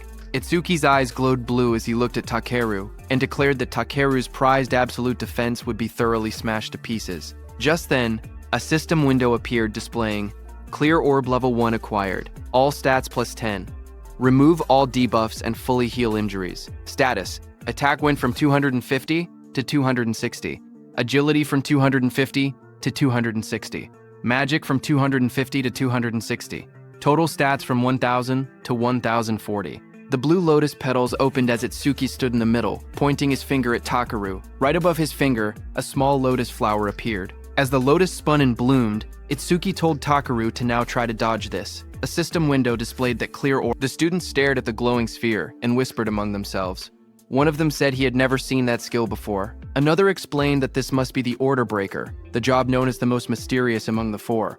Someone questioned whether a skill released by a level 0 could break through the defense of a level 12 specialist. Another pointed out the confident look on Itsuki's face, saying that the technique must be incredible. A glowing, lotus-like shape opened, revealing a small black orb. The orb floated forward, shining as colors scattered around it. The onlookers watched silently as the orb drifted through the air. Some students stared in confusion. One boy complained, saying it was just a tiny ball. Another asked if they were being serious and called it disappointing. Takeru glared at the orb. He mocked the attack, saying that such a small sphere couldn't make him move or cancel his gift, calling it naive. He stepped forward confidently. He asked if this was Itsuki's trump card. Then the orb continued floating toward him. With a mocking glare, Takeru shouted that Itsuki was going to die pathetically. For a moment, he remained certain of his victory, until his expression suddenly shifted. His eyes widened as the orb began to sink into the side of his metal-coated body. A faint crack appeared where it touched him. A heartbeat later, a violent burst of blood exploded from the wound. Takeru screamed in agony as the clear orb tore through his arm, ripping it apart in a single clean line. He collapsed to the ground, clutching the bleeding stump, shouting desperately about his arm. Itsuki walked toward him calmly. He told Takeru that he had warned him to dodge. Itsuki said that because Takeru was human, he had only aimed for the arm. If he had been a disaster beast, the attack would have been aimed at the neck. Itsuki then looked at Takeru's men, standing frozen nearby. He ordered them to stop staring and take Takeru to a hospital, asking if they couldn't hear him. When no one moved, he turned back with cold eyes and repeated sharply that he was telling them to get lost. Immediately, Takeru was carried away by the guards, blood covering his back and dripping onto their suits. One guard looked shaken, while another wiped sweat from his face. In the distance, the crowd began cheering. Choa smiled proudly as the students around her celebrated. Someone shouted that Itsuki won. Another yelled, "Well done," and others said, "It served Takeru right." Immediately, two students rushed up to Itsuki. One asked if he wanted to team up with them, saying 3 people could clear the mission quickly. The other quickly insisted he should join their team instead, explaining that with only 2 members he would get more experience points. They argued again, asking if he planned to challenge the Flaming Rock execution ground with 3 people. They warned that all the disaster beasts inside had defense equal to Takeru. One of them added that their team had a healer who could restore his magic and let him fire the orbs endlessly. Itsuki looked ahead calmly. He thought that beasts with defense equal to Takeru were perfect. He reminded himself that Clear Orb's flight speed increased each time he defeated an enemy with higher defense. He decided he would increase the orb's speed inside that stage. The 2 boys leaned forward eagerly, asking Itsuki to let them know which team he would choose. Itsuki lowered his gaze and spoke quietly. He said he was going alone. Around him, the others reacted in shock. One person shouted in disbelief that he was challenging a level 15 advanced stage by himself. Another complained that he had become overconfident just because he had defeated Takeru. Those 2 students walked away. One of them admitted that Itsuki was strong, but insisted there was a limit to arrogance. The other added that they must not meet his standards and suggested they look for someone else instead. Choa stepped forward and spoke calmly. She explained that all the disaster beasts in this place had defenses similar to Takeru. She said she understood he had a way to defeat them, but questioned whether his magic would last long enough. Itsuki turned toward her with a small, confident smile and told her not to worry, he would be fine. Hearing that, Choa's face immediately blushed. She replied sharply that she wasn't worried. She said she only asked because her father would blame her if he died. Then she turned away, saying she would go treat the injured and that he could do as he pleased. Before she left, she adjusted her glasses and added one more warning. She explained that the Stone Tribe had no intelligence, but they moved in groups. She told him to be careful about his magic consumption. Itsuki stepped toward the glowing entrance device and raised his hand. A soft beep echoed through the air as the system confirmed him. A notification projected beside the door, stating that entry for the awakened Tenma Itsuki had been approved. Once inside, Itsuki looked ahead with sharp eyes. He muttered that there were more enemies than he had expected. Right in front of him, countless stone beasts filled the rocky canyon, their bodies made of thick boulders and glowing yellow eyes. The ground cracked under their weight as they charged. Itsuki watched them and noted that the disaster beasts in this advanced stage had levels and stats far higher than before. A blue system window appeared in front of him, showing the information of a stone statue from the Stone Tribe, level 9, with its gift converting all magic power into defense. As one of the stone beasts rushed toward him, Itsuki held out his glowing purple orb. He spoke calmly, saying he would test whether these enemies met the clear orb's passive conditions. The purple aura around the orb burst outward as he activated it. The clear orb shone brightly, its power swirling in layers of violet and blue light. The stone beast charged forward, its massive body bursting through the dust. Itsuki raised his hand. The purple orb floated above his palm, swirling with bright light as he aimed it at the incoming monster.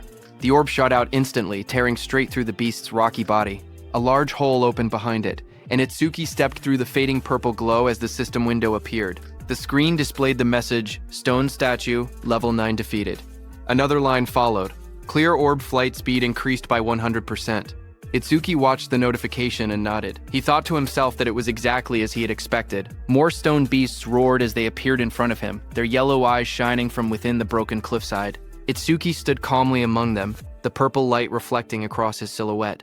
Lightning began crackling around Itsuki's body, and his eyes glowed red. He looked ahead and said that these slow beasts with poor evasion were perfect prey for the clear orb. System windows continued to appear one after another. Stone Statue Level 9 defeated. Clear orb flight speed increased by 100%. Pieces of broken stone scattered across the ground as the notifications filled the air. The glowing status window floated above Itsuki showing magic. 110 remaining out of 260. He stood on top of a mountain of shattered stone beasts. Looking down at the battlefield, he calmly calculated the situation. Using the clear orb once consumed 50 magic points, which meant he only had 2 uses left. Ahead of him, the ground trembled as 2 massive stone beasts charged straight toward him. He noted that the remaining enemies were 3, including a boss that still hadn't revealed itself. Seeing the 2 stone monsters rushing in at full force, he understood what he had to do. He thought that he needed to defeat 2 enemies at once with a single orb. Itsuki lowered his stance and gathered the purple energy swirling from the clear orb. With a powerful jump, Itsuki left the ground and shot upward. Then the beast crashed with explosive force, shattering the rocky ground as dust and stone fragments blasted outward.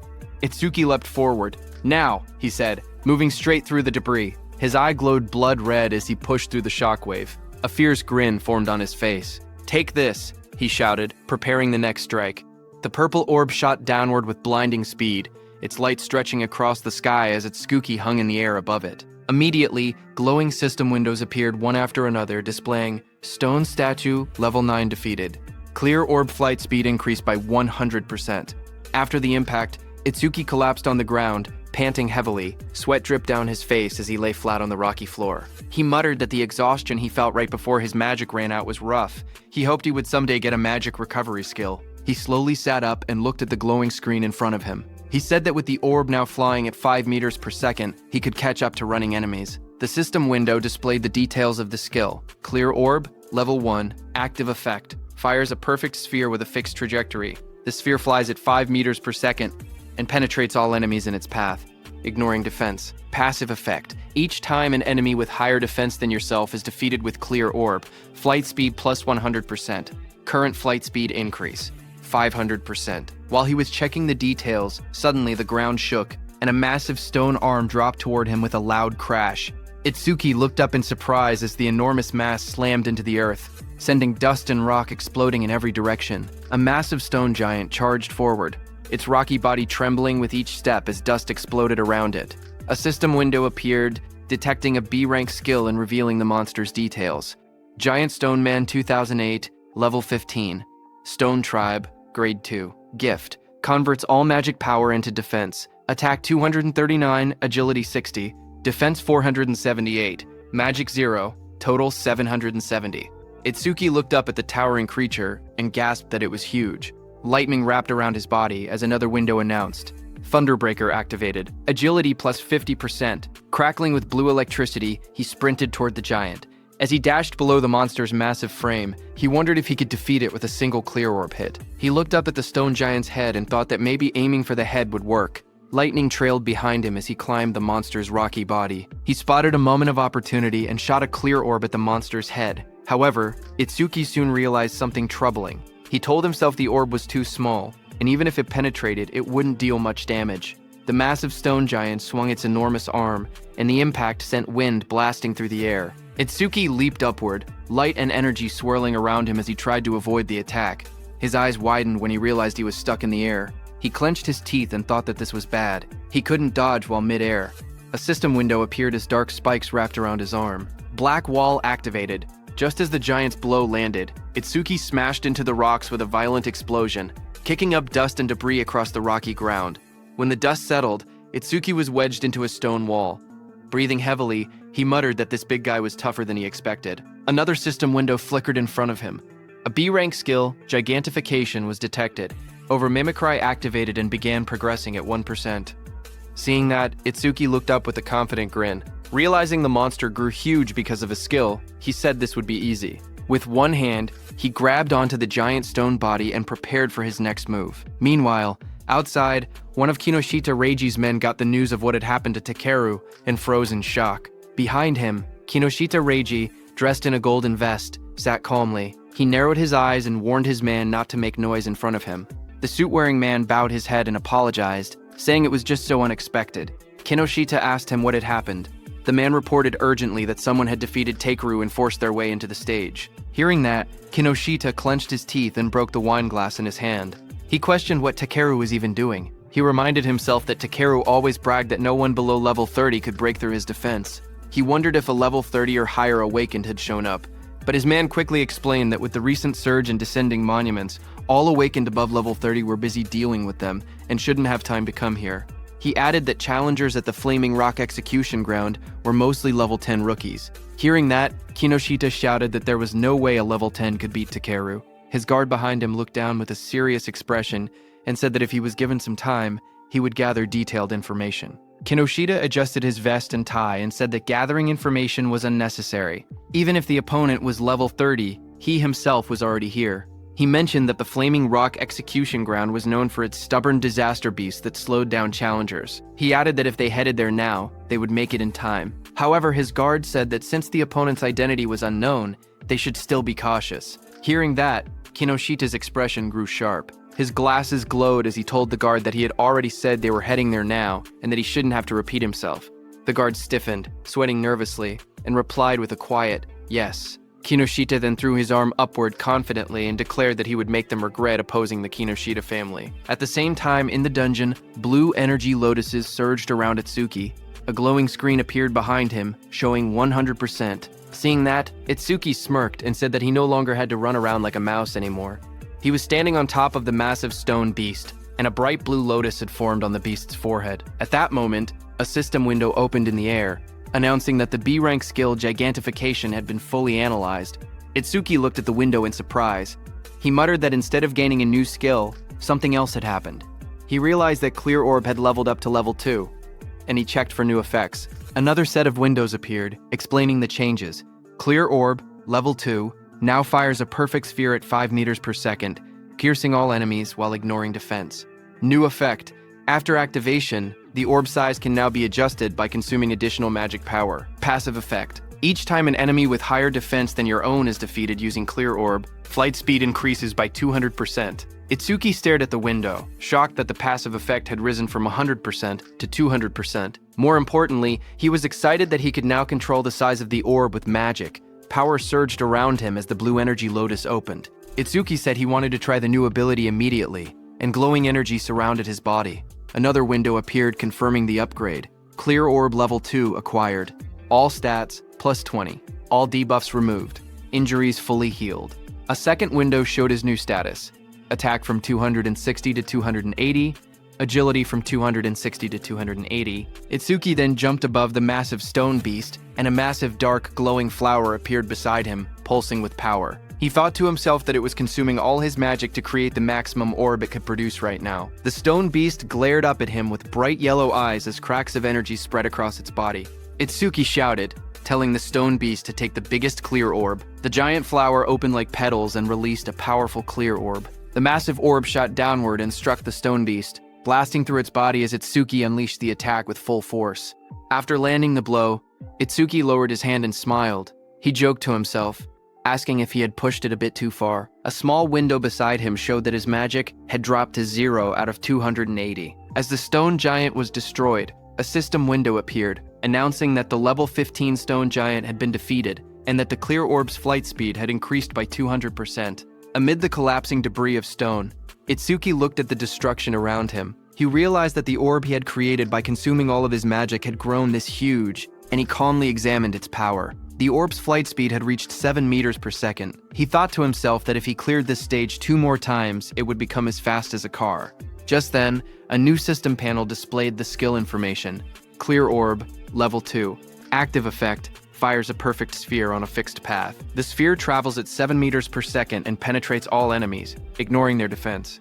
After activation, the orb's size can be adjusted by spending more magic. Passive effect. Each time he defeats an enemy with higher defense than his own using Clear Orb, the orb's flight speed increases by plus 200%. The current total increase had reached 700%. Itsuki held a glowing green crystal in his hand while reading the information. He admitted that he had ignored passive effects until now, but now saw how useful they actually were.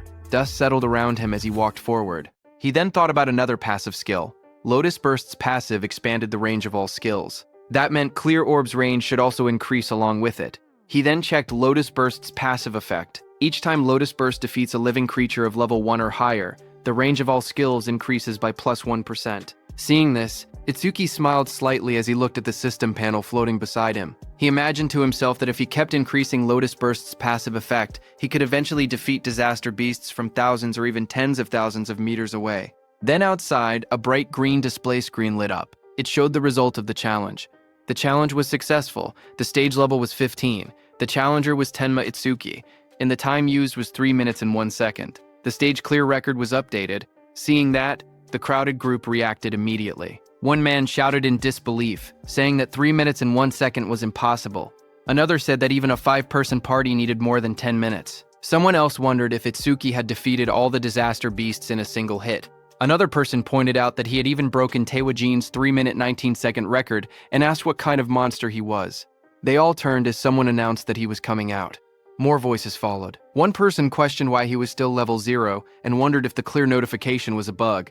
They looked at him and said he wasn't even injured, only a little dirty. So they didn't believe he had cleared it at all. Choa, in her armor, stepped forward with a smile as a green butterfly flew around her. She was happy that he had cleared the stage unscathed again, and that he had broken Jin's record again. She admitted that he always managed to surprise her. Choa then adjusted her glasses and, with a restrained tone, admitted that the challenge had ended unexpectedly quickly. Itsuki answered casually. He said the disaster beasts inside were weak against defense, so he had taken them down easily. The glowing butterfly hovered in front of Itsuki. He looked at it with surprise and asked what it was. Choa explained calmly. She said that her job was a Shikigami user, and the glowing butterfly was her Shikigami.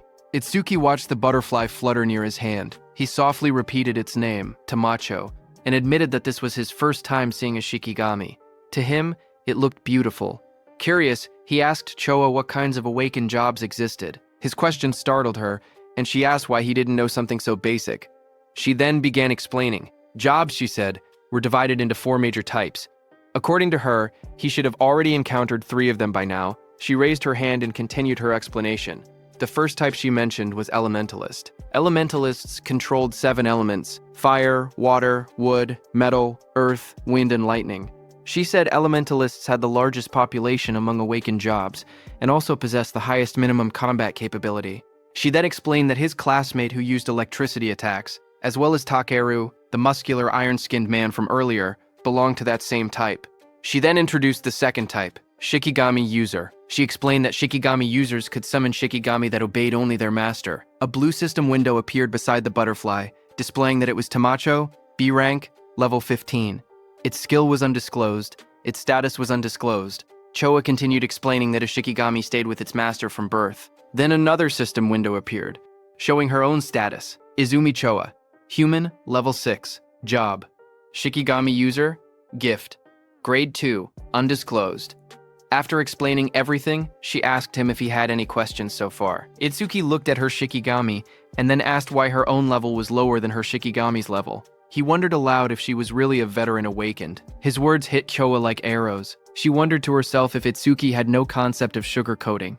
Choa touched her forehead with a tired expression and explained that Shikigami also absorbed experience and leveled up. Because of that, they were basically always at a higher level than their master. Hearing that, Itsuki's expression darkened. Half of his face sank into shadow, and his eyes glowed coldly. He stated that in that case, when fighting a Shikigami user, it was faster to target the person themselves. Seeing that, Choa's eyes widened. She noticed the negative aura seeping out of him again, and wondered what was going on with him. Itsuki then looked at her calmly and asked what else there was, pointing out that she had only introduced 2 types so far. Choa straightened herself and explained that the third job was currently the most mysterious one with the least information known about it. She pointed at Itsuki and told him that his job was order breaker. Itsuki listened quietly as she continued explaining. She said the reason this job was mysterious was because every order breaker possessed different abilities, like the blue lotus flower ability he had shown earlier. She then explained that there were order breakers who could change the size of their bodies at will, others who could create infinite clones, and even some who could stretch their bodies freely like rubber. Next, she compared order breakers to regular awakened jobs. She explained that normal jobs had skills divided into 4 ranks, C, B, A, and S, while order breakers had only Z-rank skills, abilities that stood completely outside that ranking system. Choa said that order breakers were treated differently because of these rare, exclusive skills. She warned that if an order breaker's abilities became known to their enemies, they would lose their greatest advantage.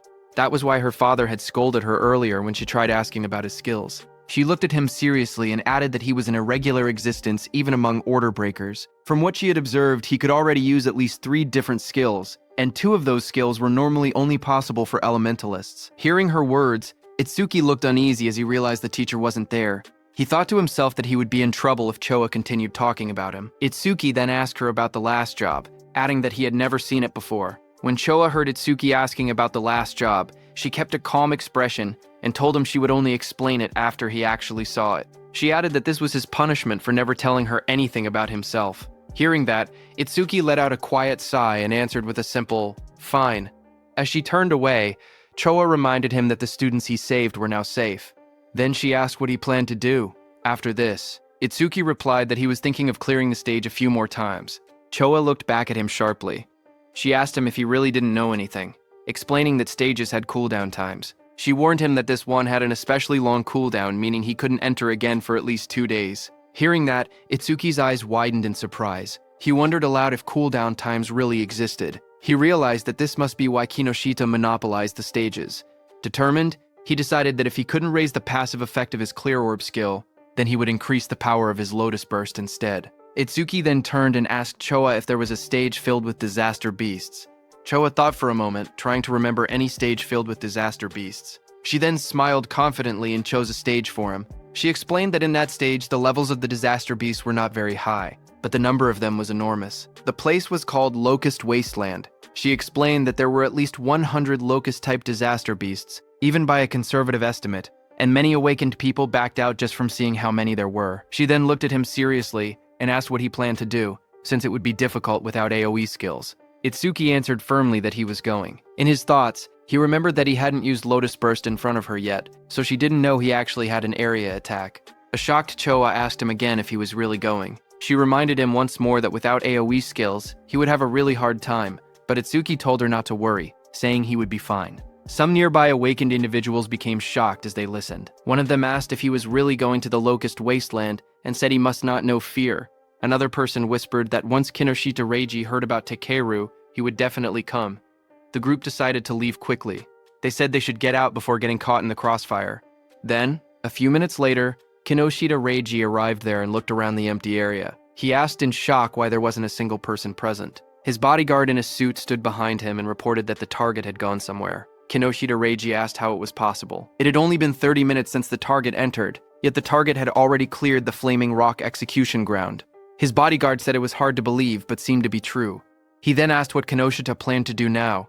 Kinoshita Reiji gritted his teeth and said the target was making a fool out of him. He then said that if the target had used skills, there should still be magic traces left behind. He ordered his bodyguard to contact the hound and make it track the target. Kinoshita Reiji shouted angrily for them to capture the target alive no matter what, saying he would make the target taste what living hell was. At the same time, inside a dim alley lined with machinery, a man pressed his back against the wall, hidden in the shadows. His panicked thoughts echoed as he regretted taking the assassination request. He muttered to himself that he never knew Kinoshita Reiji had such a strong subordinate, and cursed himself for accepting the job. That same man slumped to the ground, exhausted and trembling. He breathed heavily and admitted that without his earth escape technique, he would have been killed. Sweat dripped down his face as he caught his breath. He slowly peeked around a corner, whispering that he should be safe now that he had gotten this far. His eyes widened with fear as he carefully watched his surroundings. Suddenly, a massive beast lunged toward him, with its jaws wide open. The monster's sharp teeth and glowing red eyes filled his vision as it attacked.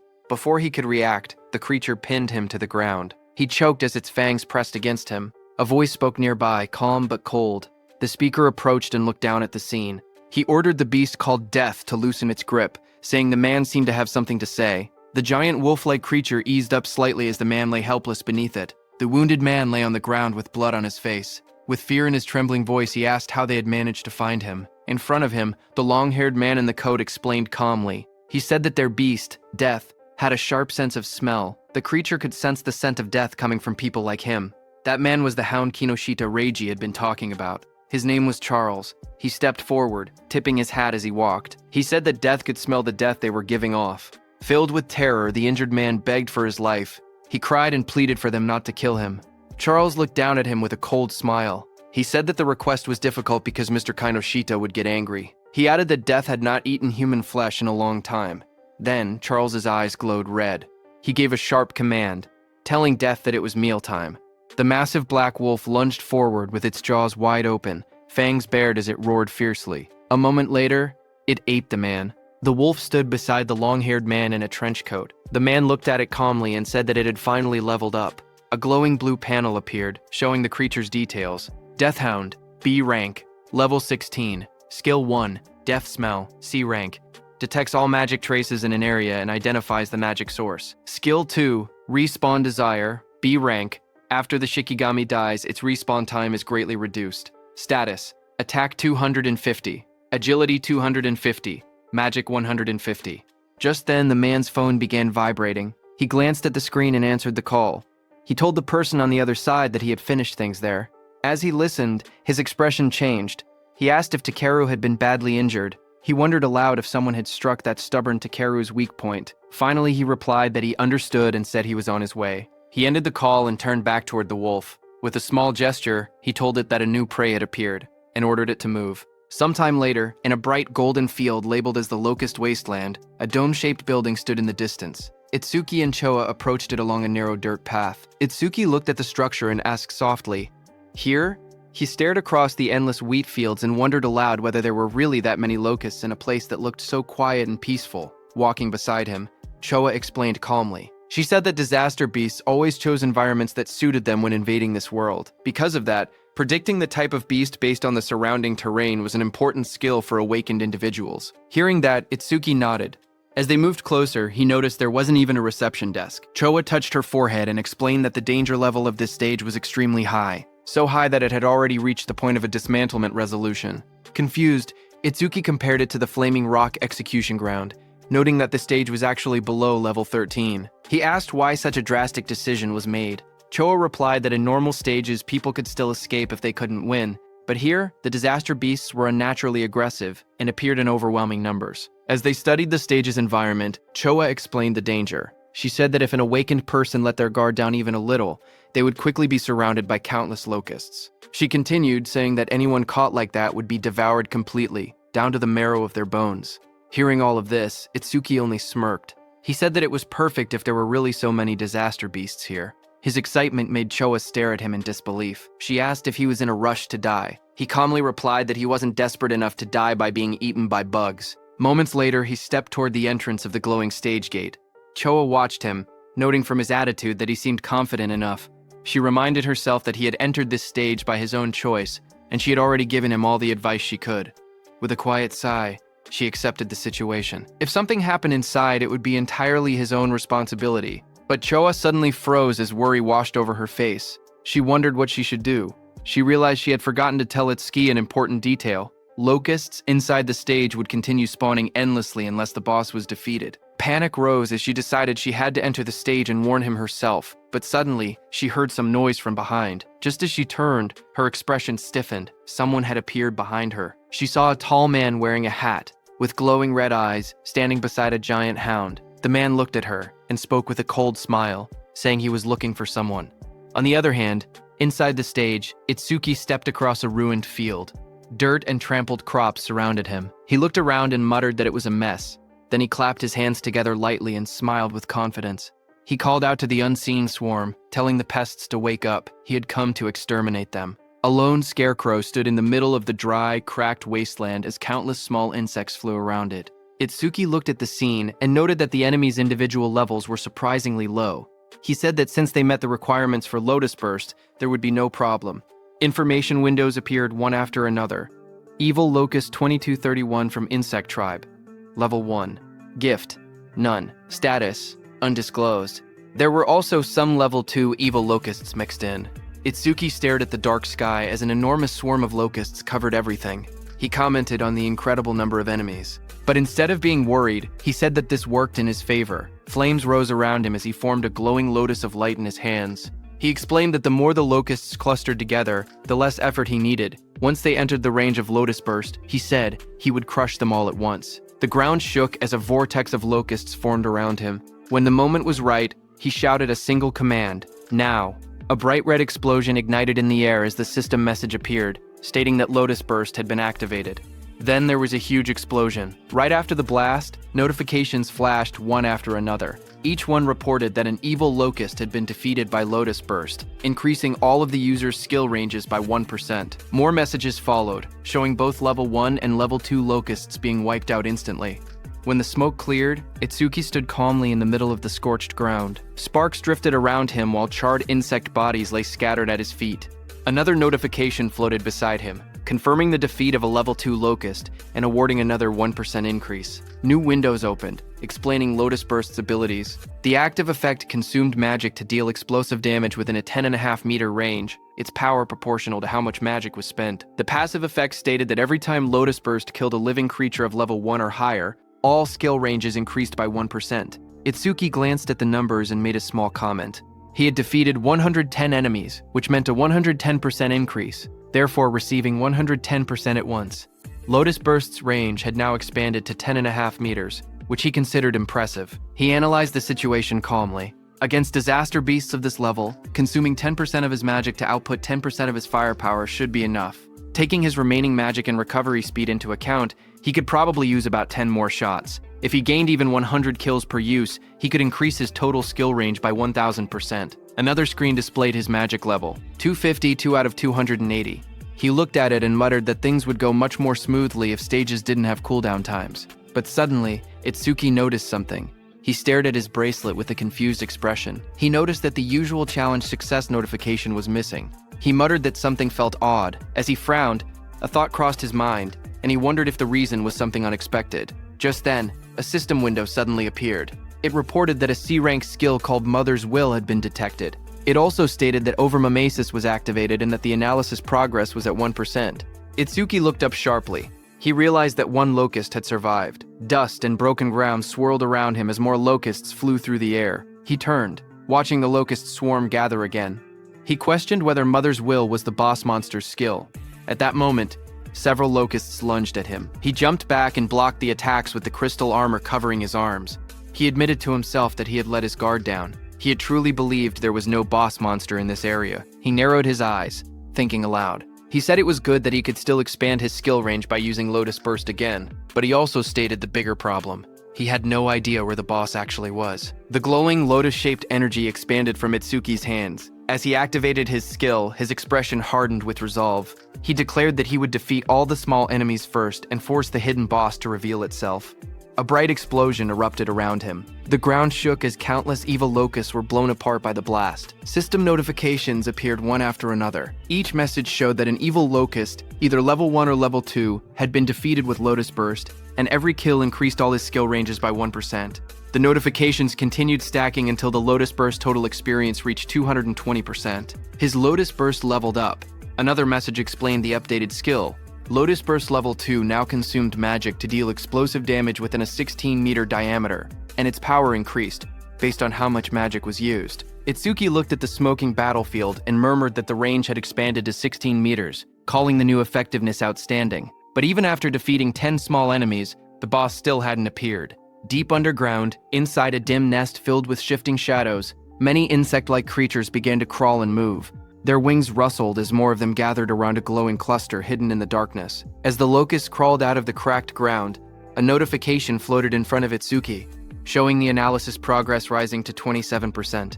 He looked ahead sharply and muttered that they had spawned again. Another screen appeared, showing his magic at 232 out of 280. He noted that he could still use Lotus Burst 9 more times. Fire erupted around his hand as he stepped forward, declaring that no matter how many times the monsters appeared, he would thoroughly deal with them.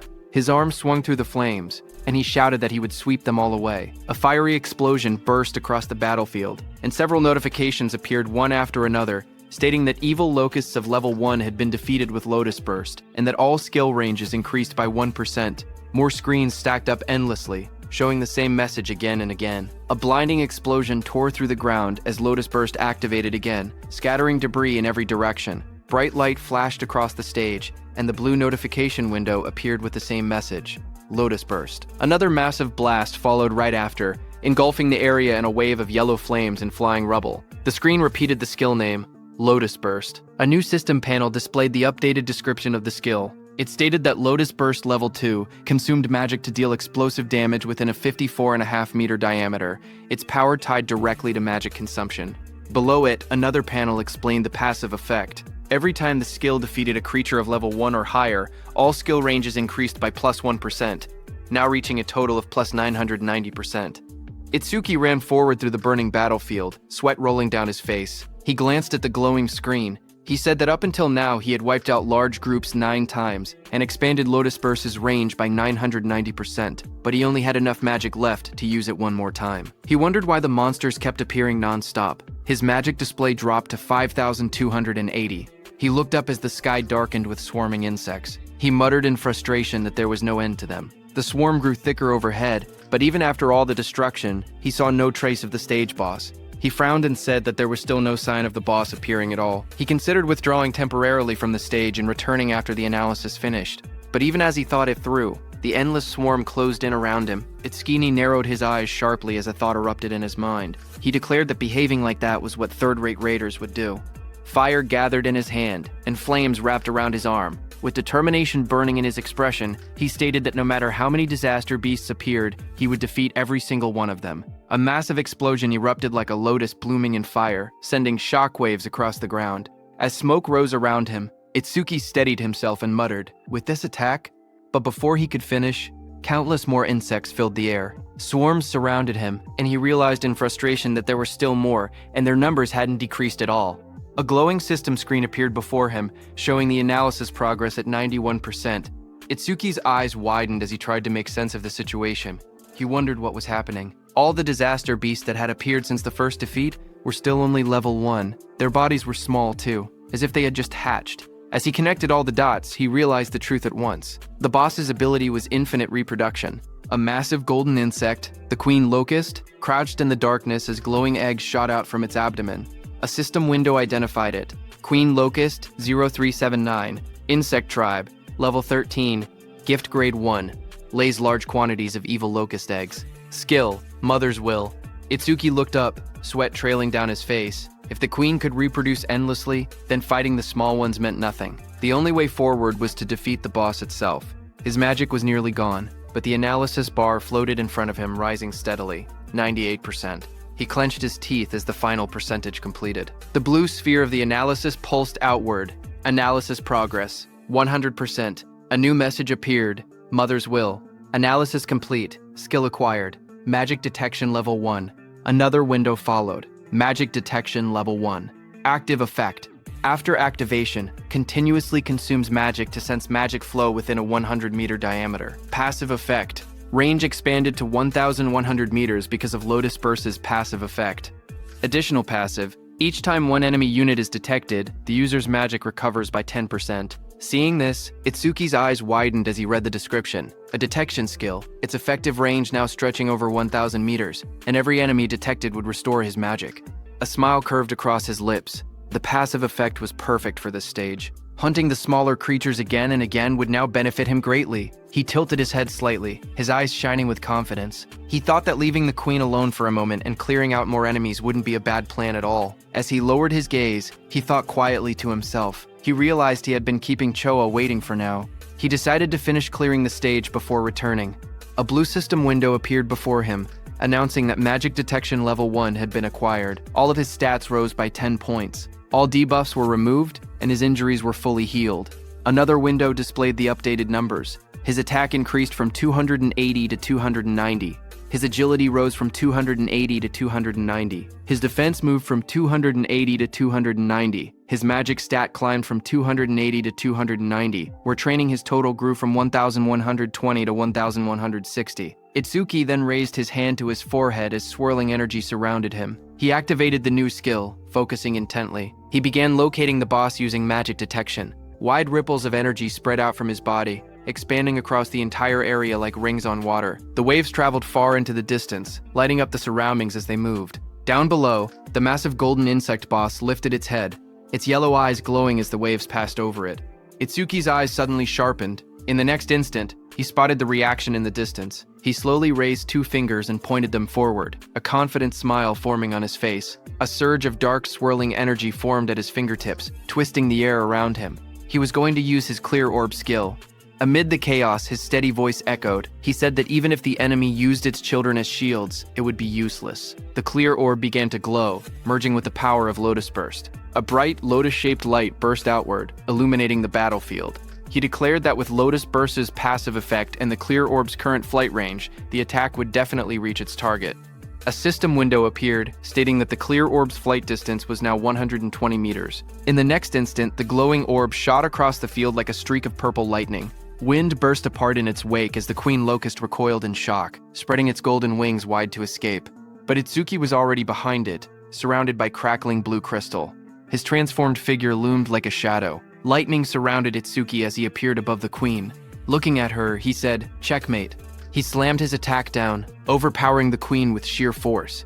He cut the Queen into pieces. Immediately, the whole insect swarm was disturbed. Seeing that, he realized the swarm fell into chaos after losing its queen. Itsuki turned toward them with cold eyes. Flames erupted from his crystal-covered arm as he promised to send the remaining creatures to their mama right away. After the Lotus Burst explosion, all insects fell to the ground. Itsuki stood in the settling dust, looking at the battlefield calmly. He stated that all his skill ranges had increased by 210%, that Lotus Burst's explosion radius now reached 65.5 meters, and that the clear orb's flight distance had expanded to 131 meters. A system window appeared describing Lotus Burst at level 2. It explained that the active skill consumed magic to cause explosive damage within a 65.5 meter diameter, its power tied to magic consumption. The passive effect showed that every time Lotus Burst defeated a living creature of level 1 or higher, all skill ranges increased by 1%, now totaling plus 1,210%. A second notification appeared, showing the flight distance of the true orb, 131 meters. Itsuki looked at the result and smiled, saying it had been a good harvest. He held a green leaf in his hand while sitting on the ground, surrounded by rising dust. He then thought to himself that when the cooldown ended, he would challenge it again and raise Lotus Burst's passive effect to 5 digits. As he returned to exit the dungeon, a new notification appeared, stating, "New record achieved." Another line reported time used, 17 minutes, 7 seconds. Standing in front of a glowing blue portal, Itsuki looked at the timer and noted that it had taken 17 minutes. He thought that Choa must be worried. He imagined Choa waiting outside. He believed that when he returned safely, she would probably act aloof again. Yet, he knew she was actually kind and considerate. He thought her inability to be honest was somewhat cute. Stepping out of the portal, surrounded by a swirl of blue energy, he lifted his hand and greeted her, saying he was back and sorry for worrying. But then his eyes widened sharply, shock filling them. Right in front of him, Choa appeared injured, blood on her lips. A man with glowing red eyes held her up by the collar. He looked down at Itsuki and spoke coldly. He said that going solo and coming out of the stage safely could mean only one thing. Itsuki was the guy Reiji had been looking for. Charles, in the wide-brimmed hat, looked at Itsuki and spoke calmly. He said the timing was perfect. He had been trying to get information about Itsuki from Choa, whom he had captured, but even in her current condition, she refused to talk. Charles added that Choa had more backbone than most men. Across from him, Itsuki stepped forward. His voice was cold as he told Charles to let go of Choa with his filthy hands. He warned that if Charles did not do so now, he would only be half killed. Hearing that, Charles laughed loudly. He mocked Itsuki and told him not to get cocky, calling him just a level 0 rookie. But in the next moment, blue electricity burst from Itsuki's body as he shot forward with incredible speed. His eyes glowed with a sharp red light as he charged toward Charles. Charles flinched in fear, shouting that he was fast, then called out to Death. Before Itsuki's blow could land, Death, a giant black beast, suddenly leapt between them. Itsuki's lightning-covered punch slammed into Death instead, sending sparks and force blasting outward as Death roared. Just as Death appeared in front of Itsuki, a glowing system window appeared, announcing that a B-rank Shikigami called the Death Hound had been detected. Another window followed, showing that over-mimesis had activated, with analysis beginning at 1%. When Itsuki saw the notification, he realized the truth. This dog was a Shikigami, which meant the man wearing the hat was its user. The analysis window continued to rise, reaching 12%. Charles narrowed his eyes as he watched Itsuki move. He noted that there were no wasted movements and that his opponent's speed was extremely high. He understood now why Takaru had lost. Takaru likely did not even have enough time to metalize before being defeated, but Charles showed no fear. He grinned and declared that he had Death in a hostage. Behind him, Choa struggled weakly in his grasp. Hearing this, Itsuki shouted her name, his expression tightening in alarm. Itsuki, who stood firm and was holding Death's snout with one hand, got distracted. Death broke free from his grip and roared, baring its sharp teeth as it lunged. The monster's glowing red eyes locked onto him. Charles smirked as he spoke. He said that Death's bite force could crush any enemy with a defense lower than 30. At best, he said, Itsuki would get his arm bitten off. But the next second, Charles's expression suddenly froze. His eyes widened in shock as he looked ahead. In front of him, black spikes grew around Itsuki's body, blocking the beast's bite. Immediately, Itsuki used his Lotus Orb skill, aiming at Death. With a violent burst of energy, the Lotus Orb was released from Itsuki's hand and hit Death directly in the head. It tore through Death's skull, ripping out its core and ending its life instantly. A blue window appeared, showing the analysis progress climbing. The number reached 77%. Itsuki stood calmly over the defeated hound. He explained that without a Shikigami user was basically defenseless. Charles stared at him in disbelief. He wondered if Itsuki did not know that, as a rookie, the Shikigami could respawn. On top of that, because of the B-rank skill, Respawn Desire, Death's respawn time was greatly reduced. The next second, Death respawned and attacked Itsuki from behind. Charles warned Itsuki that staying careless like that would make him Death's prey. The beast charged, jaws wide open, but suddenly waves of magical detection spread out as Itsuki activated his skill, Magic Detection.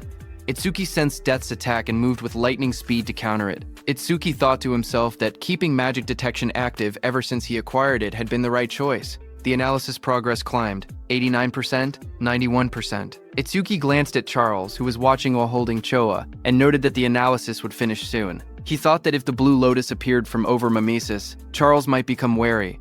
The progress bar reached 95%. Seeing Itsuki move and kick Death without even looking back, Charles started sweating. He realized the truth. This opponent had more power and more speed than Death, and even possessed detection skills. He panicked, realizing he could not launch a surprise attack at all in this situation. Charles pulled Choa in front of him and tightened his grip around her neck. His voice trembled with panic as he warned that if Itsuki resisted any further, Choa's life would end. Itsuki watched quietly. He wanted to finish his analysis without revealing the blue lotus, but the situation made it difficult. Just then, a bright system window appeared before him, showing analysis progress, 100%. Another screen followed. Death Eater analysis complete. Shikigami Eater has been acquired. It explained the active effect. By directly touching a Shikigami, he could take ownership of the opponent's Shikigami. Itsuki looked at the result and realized he could even control whether the blue lotus appeared, because the analysis had completed without revealing it. More system messages appeared, saying, Shikigami Eater Level 2 acquired. All stats increased by 20. Then a system notice explained that because over-mimesis had activated incompletely, debuff removal and full recovery had failed. Itsuki's updated status flashed. Attack, Agility, defense and magic increased from 290 to 310, and his total stat points increased from 1160 to 1240. Seeing the notification, Itsuki thought to himself that skipping the Blue Lotus came with a price, since it lost its recovery ability. But he had already fully recovered once during the last stage. Because of that, he could still fight at almost full strength, even without recovering now. Just then, Death charged forward with its jaws wide open, roaring as it rushed toward Itsuki. In that moment, Itsuki realized something important. He understood that this new skill allowed him to steal other people's Shikigami. He looked down at the glowing energy gathering in his hands. Calm despite the danger, he thought to himself that if that was the case, then he already knew what he should do. Blue energy burst around him as he raised his hand. With sharp determination, he placed his hand on top of Death's head, deciding that he would take Charles's dog. Blue flower petals erupted like a storm. Death's body was wrapped in swirling petals of energy as the power pulled it away. The next second, Itsuki stepped forward with overwhelming speed and kicked Death, sending it blasting across the field. Death went flying and fell behind Charles. Seeing that, Charles panicked. He stared at the scene and cursed angrily, calling Death a useless mutt. He shouted in frustration, demanding to know what he had fed it all that experience for. Charles tightened his grip on the injured Choa and shouted in rage. He warned that if Itsuki resisted any further, he would snap her neck. Choa, battered and barely conscious, forced her eyes open. With a trembling voice, she told Itsuki not to worry about her. Across from them, Itsuki slowly raised both his hands and surrendered. He called out, telling Charles not to touch her. Seeing that, Charles smirked coldly. He said that if Itsuki had been obedient from the beginning, Choa wouldn't have had to suffer like this. Itsuki glared at Charles and asked why he was being targeted, saying he didn't remember doing anything to earn such a grudge. Hearing that, Charles sneered, accusing him of still trying to probe for information. He then explained that it didn't matter, because Itsuki would meet him soon anyway. He told Itsuki that Kinoshita Reiji was furious that Itsuki had entered a North District 4 stage without permission. He introduced himself, saying he was Charles the Hound sent under Reiji's orders to capture him. Hearing that name again, Itsuki muttered that he needed to meet Kinoshita directly and talk things out. Charles grinned and said that Itsuki would meet him soon, but only in a battered body. He then announced that Death would bite off his legs next, and warned that if Itsuki wanted Choa to stay alive, he was forbidden from using that strange ice again. Charles pointed at Itsuki and gave the command, telling Death to bite off both of Itsuki's legs. Hearing that, Itsuki narrowed his eyes. Instead of fear, a cold determination filled them. He told Death to prove it was worthy of being his Shikigami. In the next instant, Death turned and lunged, not at Itsuki, but at Charles, sinking its teeth into its former master. Taking advantage of the moment, Itsuki moved at lightning speed, appearing behind Choa. Blue sparks burst around him as he caught her gently in his arms, pulling her away from danger. Charles screamed as he stared in shock. Sweat ran down his face as he shouted, asking why Death was attacking him, his own master. Shikigami Death stood beside Itsuki with glowing red eyes. Death growled quietly as Itsuki praised it, telling it that it did well. Itsuki then held the injured Choa in his arms. Blue energy surrounded him as he spoke coldly. He said he would return the pain Choa suffered 10 times. No, 100 times over. He warned that Charles would regret laying hands on them, crying and wailing. Hearing that, Charles fell back, terrified. He begged for a chance to speak, claiming he had only followed Reiji's orders. His voice shook as he suggested they team up instead. He said he would lure out Reiji for him. Itsuki's eyes glowed red. He looked down at him and said that it was a good proposal. Seeing this, Charles's expression changed. A sharp grin spread across his face as he muttered that he had found an opening. He threw a blade toward Itsuki and shouted for him to die. The attack flashed forward with blinding light, but Itsuki was calm and easily dodged the blade. His eyes narrowed as he watched the attack pass by. He muttered that he alone was more than enough to kill Kinoshita Reiji. Beside him stood Death, its eyes glowing red. Ready, Itsuki ordered Death to make Charles suffer the same treatment Choa had endured. Death's jaws opened wide, revealing sharp fangs as it prepared to strike. Seeing that, Charles froze in terror. Sweat dripped down his face as he begged for mercy. He insisted that his hand had slipped earlier and that he would apologize. Trembling, he pleaded for one more chance. But Itsuki didn't falter. Holding Choa in his arms, he stared coldly and told Charles that it was mealtime. Death, with glowing red eyes, rushed forward. Its fangs bared as it charged at the man. Charles panicked as he stumbled back. Tears streamed down his face as he shouted, asking if Death had forgotten who its master was. He reminded Death how much he had fed it. His voice shook as he tried to speak again, but Death opened its jaws wide, revealing rows of sharp teeth as it lunged at him. Death finished off Charles. A short distance away, Itsuki stood while carrying the injured Choa in his arms. He had sensed someone watching them. Itsuki told the hidden person that he had been watching them ever since Itsuki left the stage. Itsuki then turned and asked how long the hidden person planned to stay hidden, telling him to show himself. Hearing his words, nearby tall grass rustled as someone began to move, stepping out into the light. It was a hooded, blonde young man who stepped out from the tall grass, scratching the back of his head with an awkward smile. He said softly that they had caught him. Itsuki held the injured Choa in his arms as a dark aura spread behind him. His eyes glowed as he asked the blonde man if he was working with Charles from earlier. Startled, the blonde man waved his hands frantically and shouted that he wasn't an enemy. He begged them to listen. Itsuki glanced at him coldly and said, "Fine." He didn't have time to deal with him. Behind them, Death continued eating Charles, whom it had taken down. Itsuki ordered Death to follow him after finishing the meal. The blonde man watched in shock. Even a savage beast like Death obeyed without hesitation. He thought that someone like Itsuki might actually be able to help him. He quickly approached and introduced himself as Iberia, asking for Itsuki's name excitedly. He said, "The fight earlier was amazing, even though there were some terrifying moments." He added that Itsuki must be the mysterious man who defeated Ogatakeru. Itsuki answered calmly. His name was Tenma Itsuki. While continuing to hold the unconscious Choa in his arms, Iberia nervously followed beside Itsuki. He smiled awkwardly and asked if Itsuki could lend him a hand. He said he would pay him, or he could give him karma stones, or even a weapon. Itsuki stayed silent, walking forward with the injured Choa. Iberia watched him leave, sweat forming on his face. He wondered why Itsuki wasn't responding. His father had once told him that anyone would happily help if given enough compensation. Now he questioned if that had been a lie. A memory surfaced, his father hammering steel in front of a blazing forge. His father explained that compensation required creativity, just like how a cup of water was more valuable than treasure in the desert. His father said that for someone seeking revenge, one must offer a blade. For someone injured, offer medicine. He said that was enough compensation for them. Back in the present, understanding flashed across Iberia's face. He clenched his fist with excitement and said he finally understood. Iberia called out from behind, reminding Itsuki that he had come on foot. He said that with an injured person, it was impossible to move quickly, and that the nearest hospital was dozens of kilometers away. He warned that if Itsuki walked that slowly, the woman he was carrying would die. Iberia then reached into his bag and held up a glowing scroll. He said that he happened to have healing items. But even hearing that, Itsuki continued walking. Iberia shouted in a hurry that he could save her. Hearing this, Itsuki stopped and turned his head, asking if that was really true. Iberia explained that he couldn't fully heal her right away, but he could save her life. The two of them knelt beside the injured Choa. Itsuki asked if the healing could be done through her clothes. Iberia replied that the bandage he was using wasn't ordinary. He wrapped the glowing bandage around her, explaining that it was a rare karma tool made from bandages worn by the Shadow Tribe and bark taken from the Kadama Tribe. Itsuki looked at Iberia and repeated the unfamiliar term, asking what a karma tool was. Iberia studied him and said that at his level he must have just become an awakened. He explained that it was no surprise Itsuki didn't know.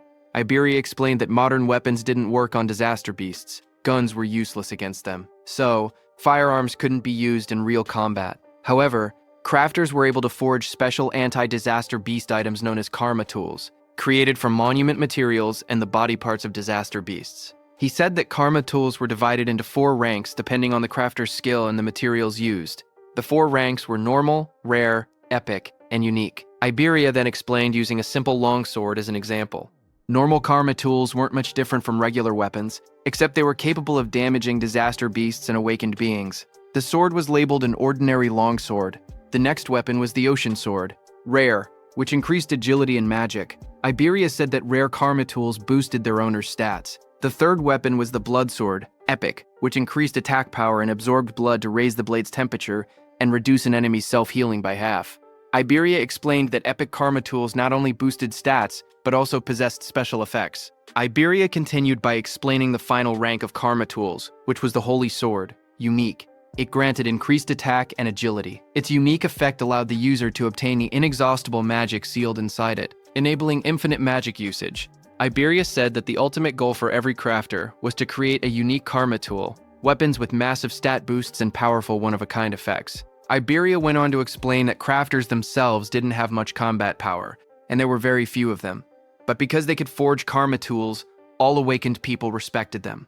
Hearing that, Itsuki asked Iberia if his father was a crafter. Iberia smiled and replied that his father wasn't just any crafter. He explained that countless crafters couldn't create a unique karma tool even once in their entire lives. Across the 5 continents, there were only 10 crafters who had achieved that level. Then he proudly added that 3 of those 10 unique tools were made by his father. That was why everyone called his father the Crafter King of the Northern Continent. Saying that, he grinned proudly. Finally, he turned and saw that Itsuki wasn't even looking at him. He got angry and shouted, asking Itsuki if he was even listening. He complained loudly that he was explaining everything kindly while Itsuki was being rude. He shouted at him not to ignore him, but Itsuki didn't respond. Instead, he quietly examined the crossbow in his hands and said that it was the same crossbow Charles had been using. Iberia was shocked, seeing that even after hearing about his father, Itsuki didn't look surprised at all. He muttered that any normal awakened person would have already been flattering him. Meanwhile, Itsuki kept studying the weapon and thought that having it would let him reduce how often he needed to use the clear orb, and also lower the risk of exposing his abilities. Iberia looked at it and told Itsuki that this weapon was a rare karma tool. Hearing that, Itsuki commented that it was unfortunate there were no arrows left. Iberia explained that projectile karma tools didn't need normal arrows. Any ordinary ammunition could be assimilated into karma tool ammunition, so there was nothing to worry about. Just then, a screen appeared showing the name Hunter's Crossbow, Rare, with an agility increase of +50. Then the crossbow vanished. Itsuki looked surprised and asked why it disappeared. Iberia told him that this was another feature of karma tools. Once a karma tool linked with its owner, it would be stored away and reappear whenever the owner wished to use it. Hearing that, Itsuki said it was convenient. He thanked Iberia for the treatment and told him to let him know if he ever needed help. He added that once he finished his own business, he needed to go find Kinoshita Reiji. Hearing that name, Iberia reacted and said he thought he had misheard earlier. He said Itsuki must be incredibly bold to go against someone like Kinoshita Reiji in North District 4. Hearing his words, Itsuki looked at him calmly and asked if he was also going to tell him to give up. Iberia told Itsuki that if his target was Kinoshita Reiji, then they were after the same person. Itsuki asked calmly if Iberia had angered Reiji as well. Iberia said it wasn't exactly like that and explained that he wanted the two of them to team up for the Salvation League National Tournament preliminaries happening the day after tomorrow. Hearing about the preliminaries, Itsuki remembered Choa mentioning that only the top 10 would advance to the main tournament, and he had been grinding stages non-stop these past few days to prepare. Itsuki asked Iberia what the tournament preliminaries had to do with Kinoshita Reiji. Iberia explained that the preliminaries were divided by continents, and for the Northern Continent, the venue was located in North District 4. He explained that as the son of the North District 4 administrator, Reiji was determined to compete in the main tournament. His older brother was also a savior, so failing to reach the top 10 would disgrace the Kinoshita family name. Hearing that, Itsuki then understood why Reiji monopolized all stages in North District 4 to level up quickly. He looked at Iberia and asked why someone like him would want to team up with him, especially since he had been receiving help from him this whole time. Iberia raised his voice confidently, saying it was because Itsuki was strong. He believed that if they teamed up, they would definitely pass the preliminaries. Itsuki then asked why Iberia was so fixated on this year, pointing out that he was younger and had plenty of opportunities ahead. Hearing Itsuki ask that, Iberia looked tense as he clenched his fist. Then he answered softly that there was a reason. He recalled his childhood. Since he was young, he had watched his father create karma tools right in front of him. His eyes had always sparkled as he watched. Every completed karma tool looked perfect, like a piece of art. His admiration for his father kept growing. He remembered his dream. He had always wanted to become an awakened one someday. He imagined himself fighting disaster beasts using the karma tools his father made. A month ago, he finally awakened. Excited, he begged his father for a karma tool, but his father refused, telling him it was too early. His father said that only saviors could use his karma tools. Iberia didn't give up. He kept begging. Finally, his father set a condition. If he passed this year's preliminaries, he would receive one. Iberia clenched his fist tightly. With determination in his eyes, he declared that this was why he had to win this year's preliminaries no matter what. Itsuki looked at Iberia and spoke calmly. He said that with such an amazing father, Iberia should have plenty of options. There was no need for him to team up with someone like a level 0. Iberia lowered his eyes and replied that his father had thought of that too.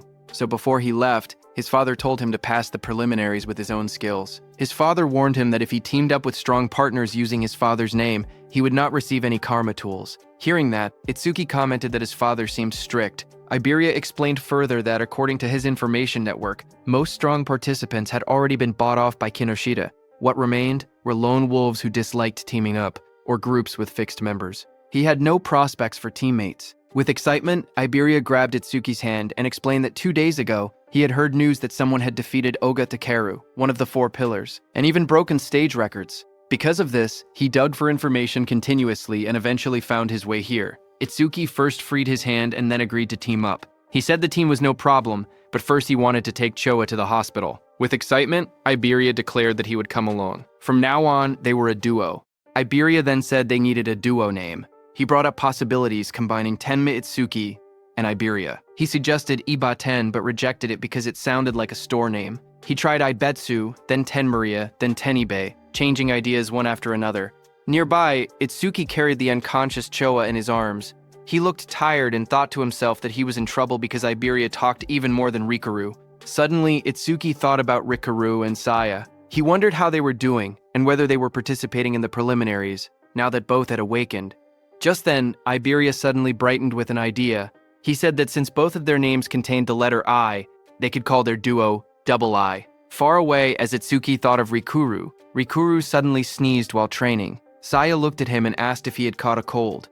Rikuru scratched his head and said maybe someone was talking about him, maybe Itsuki. Saya lowered her gaze and quietly asked how long it had been since the attack incident. She said she never expected them to be apart for so long and wondered if Itsuki was doing well. Rikuru looked at her strangely. He said that if she was that worried, she should have gone to see Itsuki after the disaster beasts were defeated. Saya blushed deeply and bowed her head in embarrassment. A moment later, she thrust her hands forward and released a burst of water, sending Rikuru flying back as he shouted in surprise. Rikuru shouted that attacking suddenly was unfair, but Saya quickly replied that fair or not, it was sparring practice, and he was the one who left an opening. Just then, their teacher appeared behind them. Both students straightened up in shock.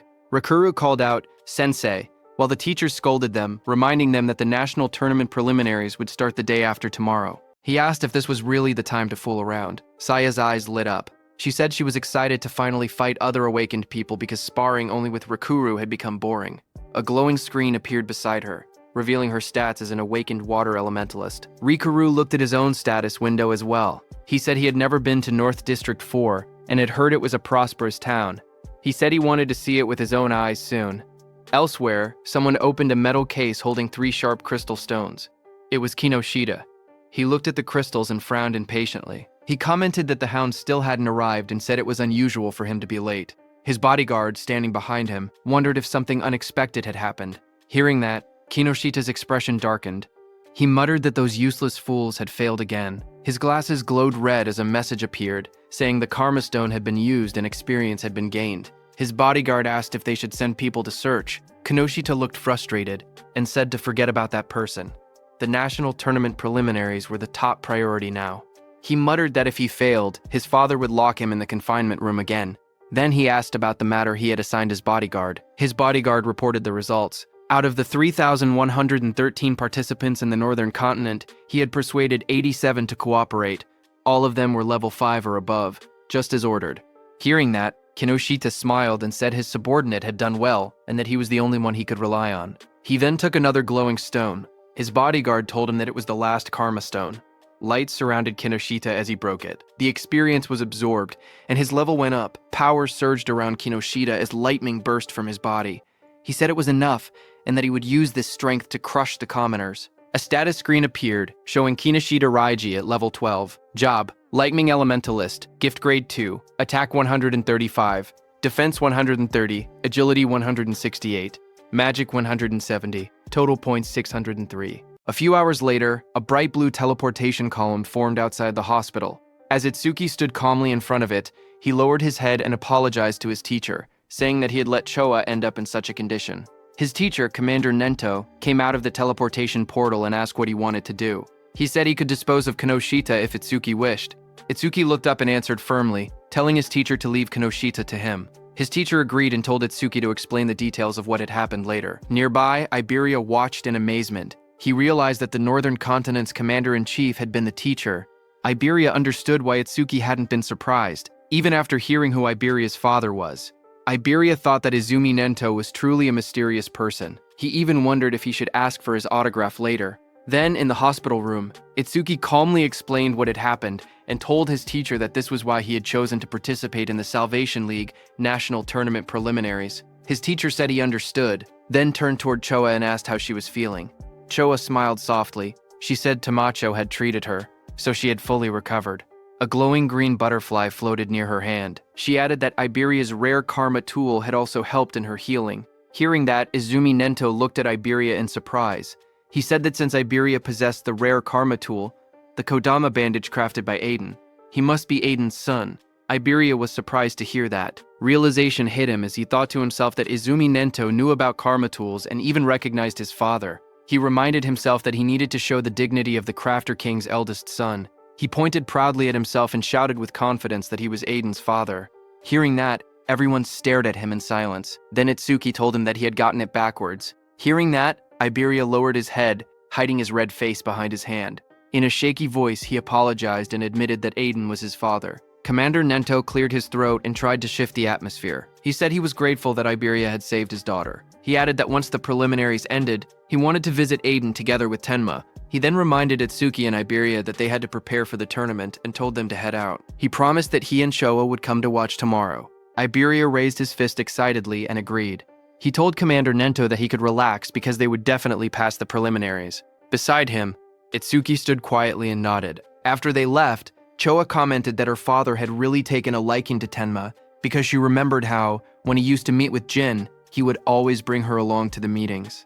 Hearing that, Commander Nento told her that because of childhood trauma, whenever Itsuki faced disaster beasts, powerful self-destructive impulses would awaken inside him. But Itsuki's self-destructive impulses weakened only when someone he wanted to protect was nearby. He explained to Choa that this was the reason he had placed Choa by his side. Hearing that, Choa realized that her father wanted her to become Itsuki's friend, become his weakness, and become the person he wanted to protect. Choa repeated the thought quietly, wondering if she was truly the one Itsuki wanted to protect, while she was lost in her thoughts.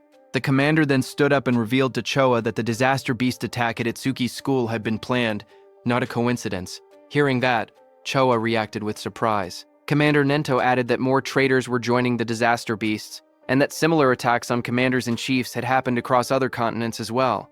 The commander turned toward a large window, his silhouette dark against the night. He said that, for now, humanity's future was pitch black. Then he added softly that Itsuki would surely be the one to illuminate it. His voice rang out that Itsuki would become a light of hope. Then, at the national tournament preliminary venue in North District 4, the massive circular arena sat in the middle of the wasteland. Inside, a crowd gathered. Itsuki looked around and remarked that there were more people than expected. Iberia explained that once news spread that Commander Nento would be watching, many who had originally refused suddenly decided to participate. The number of contestants rose from about 3,000 to nearly 5,000. On the side, Reiji glared in frustration. He muttered that Izumi Nento had increased the number of unpredictable variables far more than expected. His subordinate tried to calm him, saying the newcomers were just last-minute riffraff who didn't have time to form teams, so Reiji's side still held the numerical advantage. He told Reiji that he had ordered the recruits to tie red ribbons on their right arms, so they could be identified as allies. On the other side of the arena, Rikaru and his group noticed the ribbons. Rikaru asked if red ribbons were trending now and wondered if they should wear them too. Saya beside him commented that since Commander Nento was coming to watch, maybe he would also appear. Then the host of the national tournament preliminaries, Shinshihara Soryu, stepped forward and addressed the crowd. He told everyone that he would explain the rules before the preliminaries began. He said the preliminary venue was divided into two areas, an external area and an internal area. In the first stage, the participants would start from 4 different directions in the external zone. A large diagram of the arena appeared on the screen, showing the outer ring and the inner circle labeled as the internal area. Soryu continued explaining that the first challenge was a race based on time. Everyone had to reach the internal area as fast as possible. The moment someone entered the inner zone, their rank would automatically be recorded on the bracelet they were wearing. Only the first 50 to arrive would advance to the second stage. Then a hologram of the bracelet lit up, showing how it displayed the rank of the participant. Some competitors reacted immediately. Rikaru raised his arm and commented that the bracelet had a surprising function. Hearing that, Saya beside him thought that eliminating thousands of people in just the first stage was extremely harsh. Next, Soryu explained that each person was allowed to carry up to 2 karma tools. Participants were also free to team up with anyone they wanted and use any method necessary. Results were all that mattered. As the rules were being announced, Iberia nudged Itsuki and pointed ahead excitedly, asking Itsuki to look. He was pointing at the Reiji team in front of him. As the host announced that the first stage would end with rankings and an explanation of the second stage, Iberia pointed at Kinoshita Reiji, standing in the middle of a group, and told Itsuki that he was Kinoshita. Meanwhile, Kinoshita ordered the people he had recruited to obstruct anyone running ahead of him. Watching from the side, Iberia guessed that the people standing near Kinoshita were the ones he had bought off. He suggested that they should rush into the internal area as soon as possible. His plan was to launch a surprise attack once Kinoshita lowered his guard after entering the interior. But before he could continue explaining, Iberia suddenly froze with a shocked expression. He saw Itsuki walking toward Kinoshita. Shocked, Iberia asked if he had even been listening. One of Kinoshita's men noticed Itsuki approaching. He asked who Itsuki was. Another man warned everyone to be careful because Itsuki didn't have a red ribbon. Just then, from high above, the host raised his voice and declared that the first stage was beginning. The host looked at the students and commented that more and more young people wanted to join the Salvation League, which he found reassuring. But suddenly, a voice told him that having numbers without quality was meaningless. It was a black-haired man. He said that in their time, there had been many participants above level 15. This black-haired man was also an instructor. A blue screen appeared showing Hiten Akira's information, but most of it was hidden. Instructor Soryu corrected him, saying that only 2 participants had reached that level in Hiten's year. That year, Hiten Akira was at level 18, and along with him was Teiwa Jin at level 21. Remembering the past, Instructor Hiten commented that things were boring now without rookies like Teiwa. He said he hoped someone similar existed in the current group. But Instructor Soryu shook his head and replied that geniuses like that did not appear easily. Instructor Hiten stepped forward and asked Commander Nento about a rumor. He said he had heard that a student from the northern continent had defeated a level 8 skeleton soldier right after awakening and later became Commander Nento's pupil. Instructor Soryu widened his eyes and asked if it was true, calling it ridiculous for someone to defeat level 8 monsters immediately after awakening. Commander Nento, covered in dark flames, answered calmly, saying that the rumor was true. Hearing this, Instructor Hiten asked if that person was in the group they were watching. Instructor Soryu thought that since this was Izumi's second recognized pupil after Taiwa Jin, it meant the student must possess exceptional talent. Examiner Soryu looked at the participants list and wondered who the mysterious participant could be. The tablet displayed the first candidate. It showed Harino Rikuru, a level 10 metal elementalist. Examiner Soryu noted that Rikuru's gift was only an ordinary grade 2 and decided it couldn't be him. Another profile appeared. Kisaragi Saya, a level 11 water elementalist with a grade 1 gift. She specialized in support-type abilities, so he assumed she wasn't the one either. The next image revealed Hanyu Kana, a wood elementalist at an unusually high level 16. Seeing this, he guessed she must be the hidden talent. But when he looked at Commander Nento, he didn't say anything. Seeing that, Instructor Soryu realized that his guesses seemed incorrect, even though Hanyu had the highest level among all participants. Just then, Instructor Hiten pointed out that among this year's participants there was even someone at level 0. But Instructor Soryu didn't think much of it, and remarked that there was always one person every year who joined the tournament out of curiosity, only to get beaten badly and withdraw soon after. On the other hand, Kinoshita's group burst into laughter as Kinoshita pointed toward Itsuki, shouting in disbelief that a level 0 had really joined the competition. His team laughed loudly, mocking Itsuki and asking if he had gotten lost. Hearing them, Itsuki stepped forward silently and raised his hand, showing the mechanical glove of Charles on his hand. Kinoshita froze when he saw the glove. He stuttered, recognizing it as something belonging to Charles. Fear spread across his face as he demanded to know who Itsuki was. Itsuki stared directly at Kinoshita and asked if Kinoshita was the one who had been looking for him this whole time. Hearing that, Kinoshita grew furious. He refused to believe it. He shouted that there was no way a level 0 could have defeated Takeru. He insisted that Itsuki must have been sent by someone just to shake him up. He then pointed forward and yelled for his group to attack. The men beside him grinned confidently and stepped forward. They said they would handle it and make Itsuki regret provoking them. While Kinoshita's men stayed back to block Itsuki with a burst of purple lightning, Kinoshita rushed toward the center, saying he didn't have time to deal with trash like Itsuki. As Kinoshita left, his remaining men formed a circle around Itsuki, ready to attack him. From the watchtower, Instructor Hiten watched everything and thought that there were 3 level 6 fighters and 2 level 7 fighters present, so there was no need to wait for the results. He thought that if Itsuki just begged for mercy now, he might survive on the ground. Iberia also grew nervous and started calculating the situation. He thought he could take down one opponent, but even with Itsuki's strength, fighting 4 enemies at once would be impossible. That meant he had no choice but to use a certain technique. Thinking that, he stepped forward slowly while reaching toward the item at his side. Suddenly, one of Kinoshita's men, a red-haired man, smirked as he looked at Itsuki. He said he had expected a strong opponent to appear, but the first one they encountered was just level 0 trash. Hearing that, Itsuki lowered his head slightly, his face hidden in shadow, as he told the man in front of him to move. The red-haired man widened his eyes in surprise, not having expected such blunt words. For a moment, he froze, then burst into loud laughter. Throwing his head back, he mocked Itsuki's attitude, but instructor Hiten smirked instead when he heard Itsuki. He said he liked that attitude and offered to step in later, claiming he would save Itsuki when things got bad. Then the red-haired man leaned forward with a twisted grin. He told Itsuki to let him crack open his head and see what was inside. Itsuki didn't reply to him. Instead, the next second, Itsuki struck. His fist slammed into the red-haired man's face with overwhelming force, sending blood and broken teeth flying as the red-haired man fell backward, screaming. Itsuki repeated in a cold voice that he had already told him to move. Instructor Hiten was shocked to see that Itsuki's opponent had been 7 levels higher than him, yet Itsuki had defeated him instantly. He couldn't believe that Itsuki had instantly killed the red-haired man. Kinoshita's other fighters stared in shock. One man shouted that Honda was level 7 and couldn't understand how a rookie had defeated him. Another tried to calm him, suggesting that the rookie must have caught Honda off guard. Flames swirled violently in the hands of that fighter as he growled that he would burn the rookie to a crisp. A system window appeared beside him, showing that he was using the B-rank skill Flamethrower at full output. A massive wave of fire shot out. Iberia, watching, gasped, saying the attack was so fast he couldn't even use his karma tool in time. The flames roared across the arena. One of Kinoshita's fighters commented that the attack was overkill for a level 0, but the fighter who threw the fire said deaths in the preliminaries were common. He added that if the rookie wanted to resent someone, he should resent himself for acting cocky at level 0. But another fighter suddenly pointed forward, shouting that something wasn't right. As the flames cleared, everyone looked toward the center of the blast. Itsuki had created a huge black ice wall.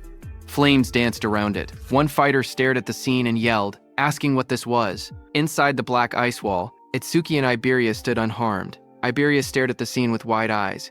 He shouted in shock that Itsuki had blocked such a wide-range flame attack completely. To him, it was exactly what he had expected from someone that strong.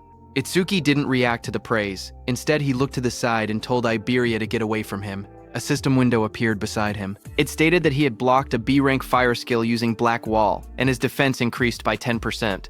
Another window listed his updated stats: attack 310, agility 310, defense 310. Seeing that, Itsuki noted that his defense had increased by 31. He thought to himself that he needed to confirm whether Black Wall's passive effect would activate again if he blocked the same skill more than once. From a distance, one of Kinoshita's fighters pointed at Itsuki in disbelief. He asked how Itsuki was still unscathed, and wondered if that strange ice-like shield was really his ability. He looked around in confusion, saying there wasn't even a water elementalist present, so how could Itsuki use ice skills? Itsuki then stepped forward and raised a finger. His voice was steady as he told the fire user to use that technique one more time, adding that this time he wouldn't block it. Hearing this, the fire user glared angrily at him as flames rose around his hands. He asked if Itsuki was making fun of him. He shouted that Itsuki shouldn't go back on his word. Itsuki calmly replied that he promised. Hearing that, the fire user gathered even more flames. He yelled that he would finish Itsuki for sure this time using his strongest technique. A massive fiery blast formed in front of him as he used his B-rank skill, Flamethrower Overheat. Seeing the fireball coming, Itsuki just stood there unfazed in front of the swirling firestorm. He noted that the power was stronger than before, but it was still just a fire attribute skill. A wave of flames roared forward, engulfing Itsuki and the whole area around him. Seeing that, the fire user pushed both hands out desperately.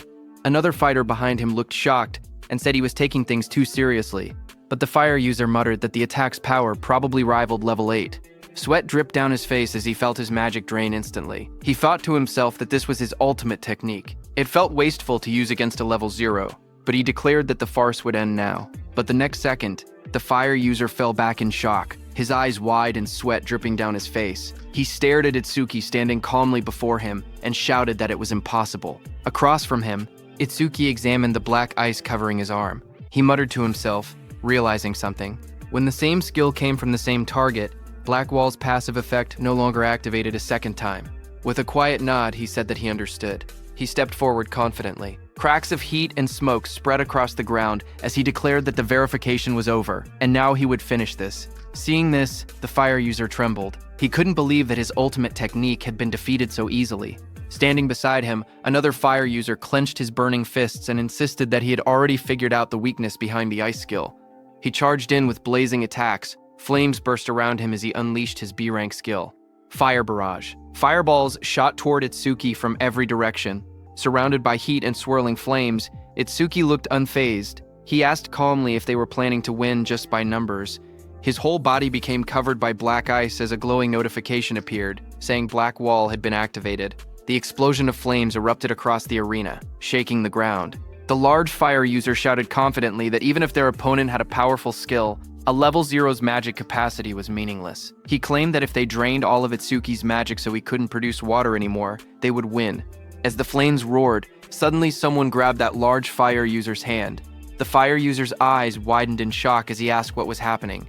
He was shocked to see that Itsuki had closed the distance between them instantly. Itsuki now chose to fight hand-to-hand because he realized that even after being hit by so many fireballs, the passive effect of the Black Ice Wall skill had only activated once. That large fire user rushed forward, shouting that if speed was Itsuki's strength, then power was his. But Itsuki stared at him calmly and asked if he was truly putting his full strength into this. Itsuki told the fire user that he looked strained, so he would make it easier for him. He said that he pulled the fire user near, and before the fire user could do anything, Itsuki stepped in and kicked him in the face. The blow landed so hard that the fire user's face twisted. He staggered, unable to get up. Itsuki looked down at him calmly. He analyzed the system message, noting that his defense increased by 31, not 34, which meant the calculation was based on his original defense before enhancement. Just then, another window appeared, showing that he had blocked a B-rank fire skill, gaining a 10% defense boost. His total defense now stood at 310, with an additional 62 from Blackwall. Turning away,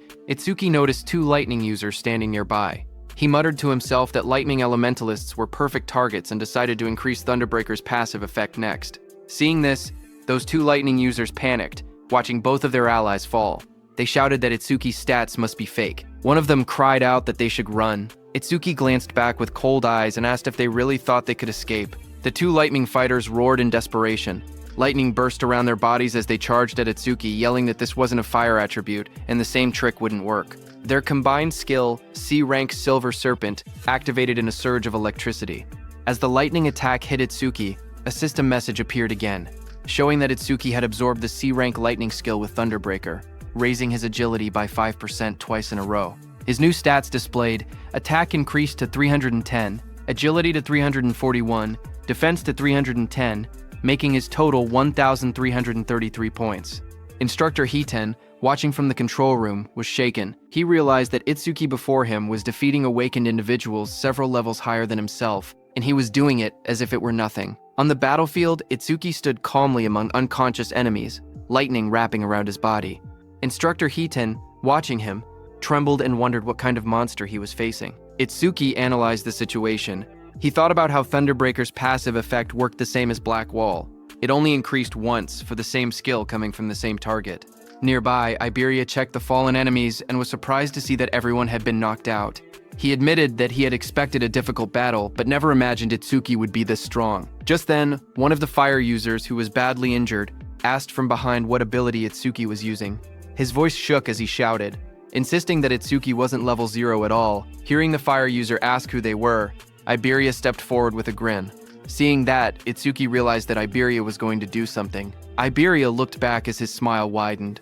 He proudly declared that together they were double I, and that one day they would become the strongest duo on the northern continent. He told the fire user to remember them, but before he could finish his proud introduction, Itsuki cut him off and said they should stop talking and chase Kinoshita. Iberia flailed in frustration, shouting that what he was going to say next was the good part of his speech. From the side, the fire user whispered double I to himself in disbelief. He muttered that it sounded lame. On the other hand, Kinoshita, who was running at full speed surrounded by crackling purple energy, noticed the commotion. He assumed that the level 0 participant was probably being beaten badly by now, but then he hesitated. He remembered the crossbow he had seen on Itsuki earlier. It had definitely belonged to Charles. He told himself that he needed to investigate later because he knew that, other than the saviors, there shouldn't be many people on the northern continent capable of capturing Charles. While he was lost in thought, something in flames passed him. It was another participant who shot into the sky. Kinoshita's eyes widened in surprise as the fiery trail blurred past his face. That brown-haired participant, moving with extreme confidence, smirked as he rushed forward. He thought to himself that he had passed another opponent with ease and had overtaken yet another one. Unlike the brute force types, he considered himself someone who specialized in pure speed. But before he could enjoy that pride, a violent surge of purple lightning hit him from behind. It swallowed him completely. The brown-haired boy screamed as the electricity tore through his body. He crashed onto the ground, coughing out smoke.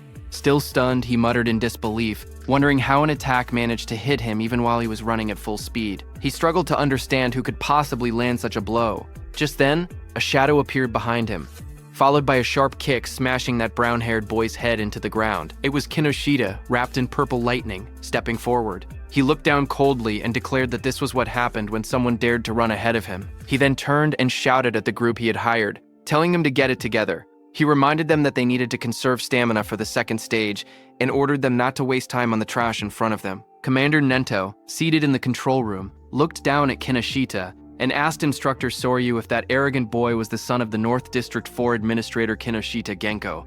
Instructor Soryu said yes and wondered what kind of education he had received to act like that. Choa was also there and was very angry.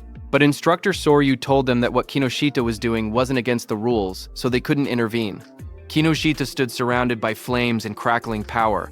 He said that thanks to the others clearing obstacles for him, their stamina was almost full. He confidently declared that they could pass the second stage easily like this. He looked at the gigantic blue barrier ahead and said that the internal area was right in front of them. He called the entire process surprisingly easy. But suddenly, lightning burst across the sky, and someone shouted, calling Kinoshita's name. Kinoshita's eyes widened in shock. A cold sweat rolled down his cheek as he turned his head sharply, startled by the sudden shout calling his name. He asked who had called him by name. The group behind him immediately panicked. Some of them raised their hands in fear, insisting it wasn't them. One man stuttered that he hadn't done anything. Another voice said the call came from behind. Just then, someone suddenly pointed, saying it was the level 0 rookie. Whispers spread through the crowd as they cleared the way to look back. From behind, two shadows appeared, moving forward. Hearing that it was level 0, Kinoshita was shocked, thinking it shouldn't be them. But as those two figures came forward, they turned out to be Itsuki and Iberia. Kinoshita recognized Itsuki instantly and shouted that it was that guy. Kinoshita froze. His eyes trembled as he realized that his men had been taken down. He gritted his teeth, saying there had been too many enemies for just a level 0 and level 7 to handle. But then, his expression twisted. He convinced himself that Itsuki must have bought them off. Kinoshita leaned forward with a furious glare. His voice dropped into a snarl as he demanded to know how far a level 0 piece of trash planned to follow him. Rain poured heavily as Itsuki and Iberia stood side by side. Itsuki told Kinoshita that he would stay here until the matter was settled. Standing beside him, Iberia admitted that he had made it this far only because of Itsuki. Every enemy they met had been taken down instantly, and without Itsuki he would have been defeated long ago. Ahead of them, Kinoshita turned and raised his hand. He said he was too busy to deal with them himself, but he would prepare some playmates to handle them. Then Kinoshita's eyes glowed red as he shouted for his men to take out Itsuki. Hearing that, his group of armed men stepped forward. One of them mocked Itsuki, saying he was just a level 0 kid. Another said he had guts for calling Kinoshita by name and promised to drill manners into him. Someone else laughed and said he would show them hell. Iberia stared in shock as he counted their numbers. It was no less than 100 people. Fear tightened his voice as he asked what they should do. Itsuki grabbed him by the hood and pulled his head down, telling him to keep low. Iberia looked up in surprise and confusion. Blue lightning ripped across that group of men before they could understand anything. Itsuki, using his lightning skill, moved very fast. He reached Kinoshita and grabbed him from behind. Kinoshita's expression froze as the lightning wrapped around his collar. Before anyone could react, Itsuki pulled Kinoshita off his feet and slammed him into the ground with overwhelming force. And before Iberia could understand anything, Itsuki threw Kinoshita toward the blue barrier. Both Iberia and Kinoshita landed on the ground. Shock filled their faces as they didn't understand what had just happened. In front of Kinoshita, Itsuki stepped forward and said it seemed he hadn't been clear. Then he corrected himself and told Kinoshita and his men that until everything was settled, no one was going anywhere. His cold gaze made everyone freeze where they stood. Inside the internal area, Saya dropped to her knees, breathing heavily. A screen beside her showed her result, arrival in the internal area, ranked 4th place. She complained that the guys wearing red ribbons had all teamed up and obstructed them again. Beside her, Rikaru lay on the ground, catching his breath. His own screen showed internal area arrival rank, 5th place. He said that if they had acted separately, they might have fallen before reaching the area. Rikaru looked up shocked, saying he thought they were pretty fast. But now, he realized there were people even faster. A huge man holding a large hammer stood nearby. He was Ubo Gale, who ranked in 3rd place. He clicked his tongue, annoyed that he had only placed 3rd. At his feet, a cat-eared girl stretched lazily. She was Akagami Shion in 2nd place.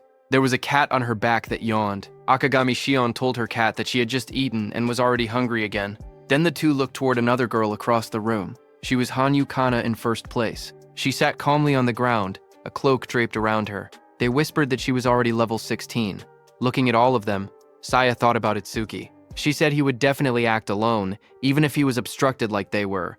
But suddenly, Rikaru pointed upward, panicked, saying someone was flying toward them. She slowly lifted her head, eyes widening as she looked up at the sky.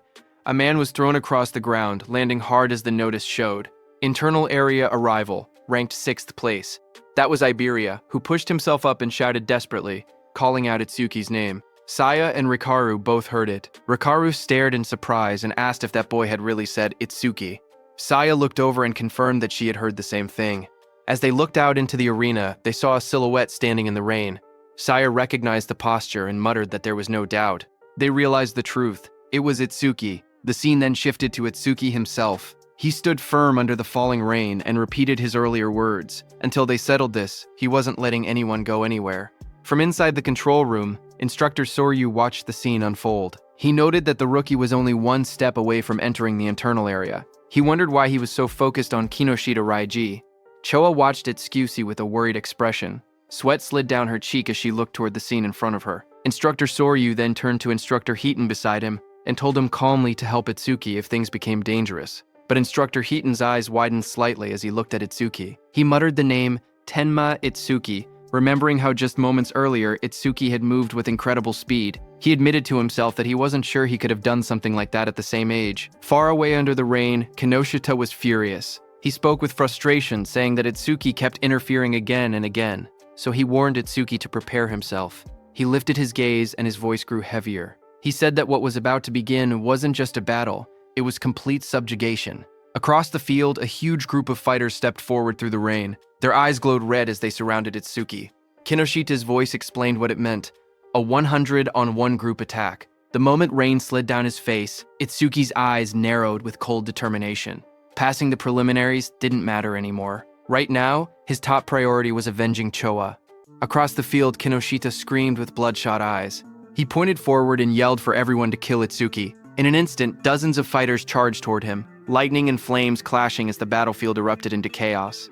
One man, covered in blazing fire, rushed ahead of the others. He shouted that nobody was allowed to get ahead of him and claimed Itsuki's head as his own. Flames wrapped around his arms as he used his C-rank skill, Fire Punch, and lunged straight at Itsuki. But Itsuki didn't move. He simply raised his arm and grabbed the fiery fist with his bare hand. The fire user froze, shocked. In the next second, Itsuki swung his fist and punched him in the face. He slammed him into the ground with overwhelming force, ending the attack in a single motion. The others watching were shocked. One of them shouted in disbelief that their companion had been knocked out with just a single punch. Another quickly tried to calm everyone, saying they had many people on their side and there was no way they would lose to someone who was still level 0. More voices joined in, urging everyone to attack together. Itsuki stood calmly as they prepared to charge. He muttered the word perfect as a system window appeared in front of him. It stated that he had blocked a C-rank fire skill using Black Wall, and his defense had increased by 10%. Itsuki then raised his clawed arm, flames swirling around him. He declared that he would end this farce quickly. The fiery lotus in his hand glowed brighter as the system announced, Lotus Burst activated. The flames wrapped around his whole body, spinning wildly. And then Itsuki clapped. A massive explosion erupted. The fire burst outward like a wave, blasting everyone off their feet and sending bodies flying across the arena. The dust settled, and everyone stared at the ruined ground. Rikaru trembled as he looked at the destruction. He asked in shock if this overwhelming attack was really Itsuki's skill. Behind him, Saya covered her mouth, unable to speak. Gaku rushed over, asking what had just happened. Beside him, Shion calmly stroked her small cat, saying that Michin should be able to swallow an explosion of this size without any problem, speaking as if the blast meant nothing. Not far away, Kana sat silently with her sword, her expression unreadable as sparks drifted through the air. From inside the control room, Instructor Soryu stared at the screen in disbelief. He shouted that the explosion had been caused by a level 0. He couldn't understand how someone with such a low rank could use so much power. What shocked him even more was how Itsuki used skills that didn't belong to his job class at all. Instructor Hitten was also shocked.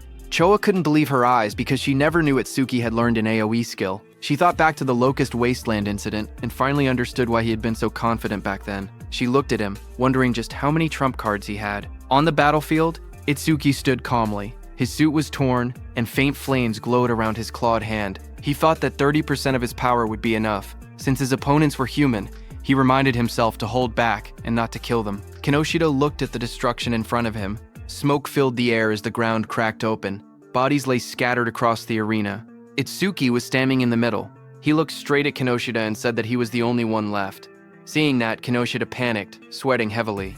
He shouted that there had been over 100 people, and they were all taken out instantly. He asked why Itsuki was targeting only him. Itsuki stepped forward through the smoke. He repeated Kinoshita's words and said that it was Kinoshita who had attacked him first and seriously injured his friend. Itsuki said, "Now I will return the pain she suffered back to you."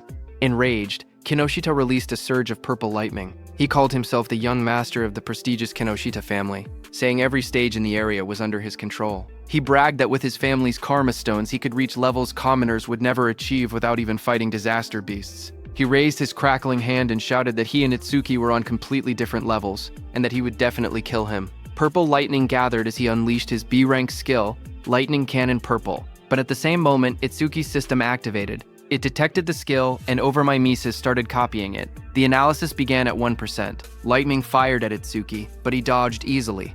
He then moved with lightning speed and punched Kinoshita in the stomach. Kinoshita fell to the ground as shock spread across his face. He couldn't understand how a supposed level 0 could move that fast. Real fear replaced his confidence. He realized there was no way he could win. Desperate, he screamed for help, calling out to 40. A bald man with glowing red eyes suddenly charged forward into the arena to help Kinoshita. He admitted it broke the rules, but he couldn't care anymore. He had to help. Seeing him coming, Kinoshita shouted proudly that 40 was a level 35 awakened and ordered him to tear Itsuki to shreds. Watching from the control room, Commander Nento called out to Hiten. Hiten, who stood in front with a sharp grin, nodded and answered that he understood. Rain poured over the arena as Itsuki's magic detection flared. He sensed something. Someone was rushing toward him at incredible speed. His analysis window appeared again, showing analysis progress, 19%.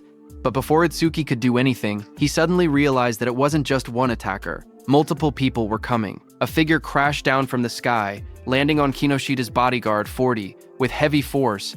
Dust shot up everywhere as Itsuki stood calmly, watching with sharp, focused eyes. His expression didn't change. He simply observed the incoming threat. But then he realized that it was Instructor Hiten who sat calmly on top of Kinoshita's bodyguard. Without even looking back, he told Itsuki to keep going. Itsuki then turned and stood in front of Kinoshita, surrounded by glowing purple lightning. He stared down at the trembling Kinoshita and said that it looked like his lifeline wouldn't be coming anymore. Seeing Itsuki, Kinoshita panicked. He stuttered and begged for a moment, explaining that his father was the North District 4 administrator and his brother was a member of the Salvation League. Sweat rolled down his face as he warned that touching him would cause trouble. Before he could finish, a scream tore through the air, long and painful. The next moment, Kinoshita lay flat on the cracked ground, unconscious. Rain fell lightly around him. Itsuki walked away slowly, his coat swaying in the wind.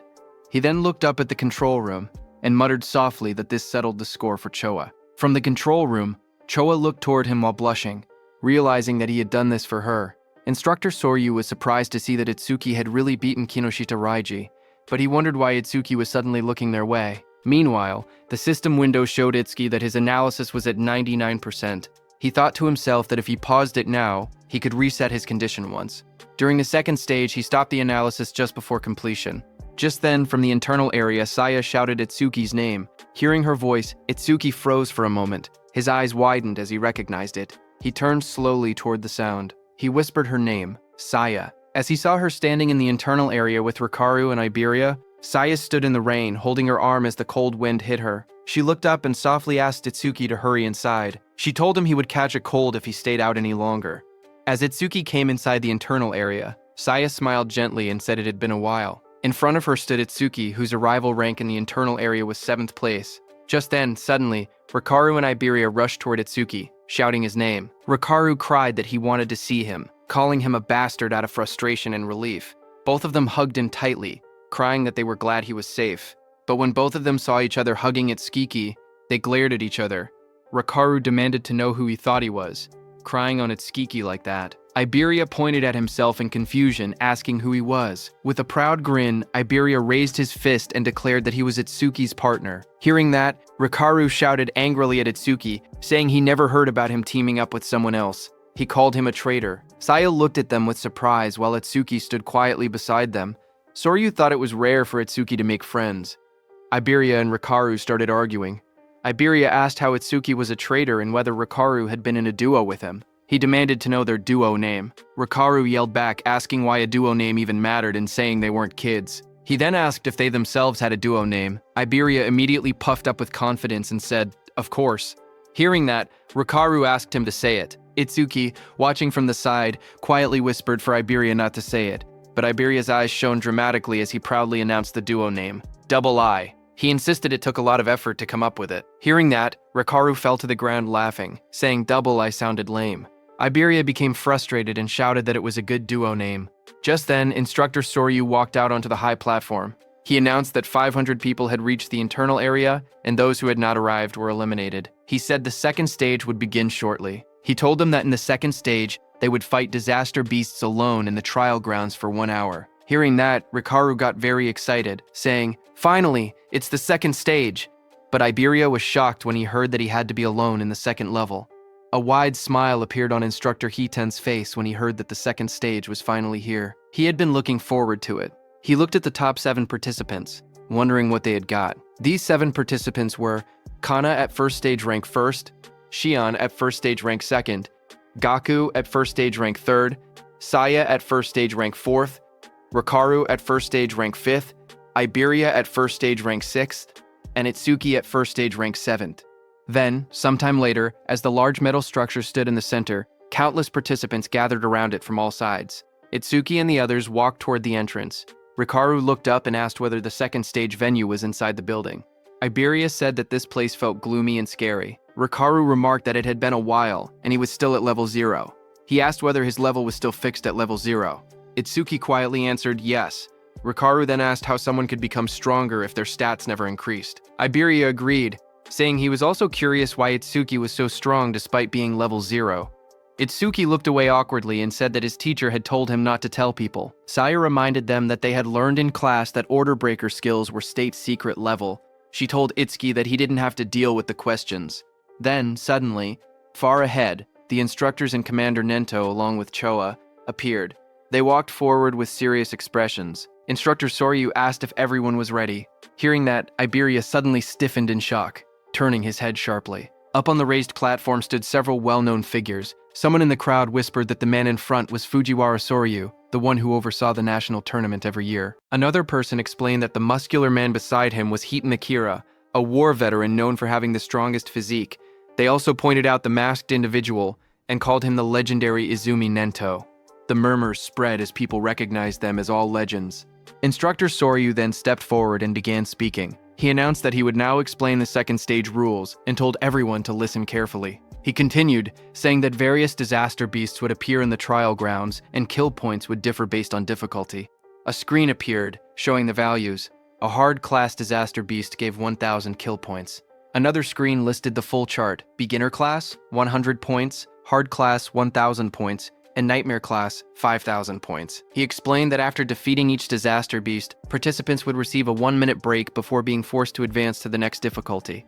Hearing that, Gaku, holding a long staff, smirked confidently. He declared that he would go straight to nightmare class. A status window appeared beside him, displaying his information. He was Gaku, human level 13, job, elementalist, earth gift, grade 2, status undisclosed. Just then, Itsuki stepped forward slowly, his voice low as he said that he had a question.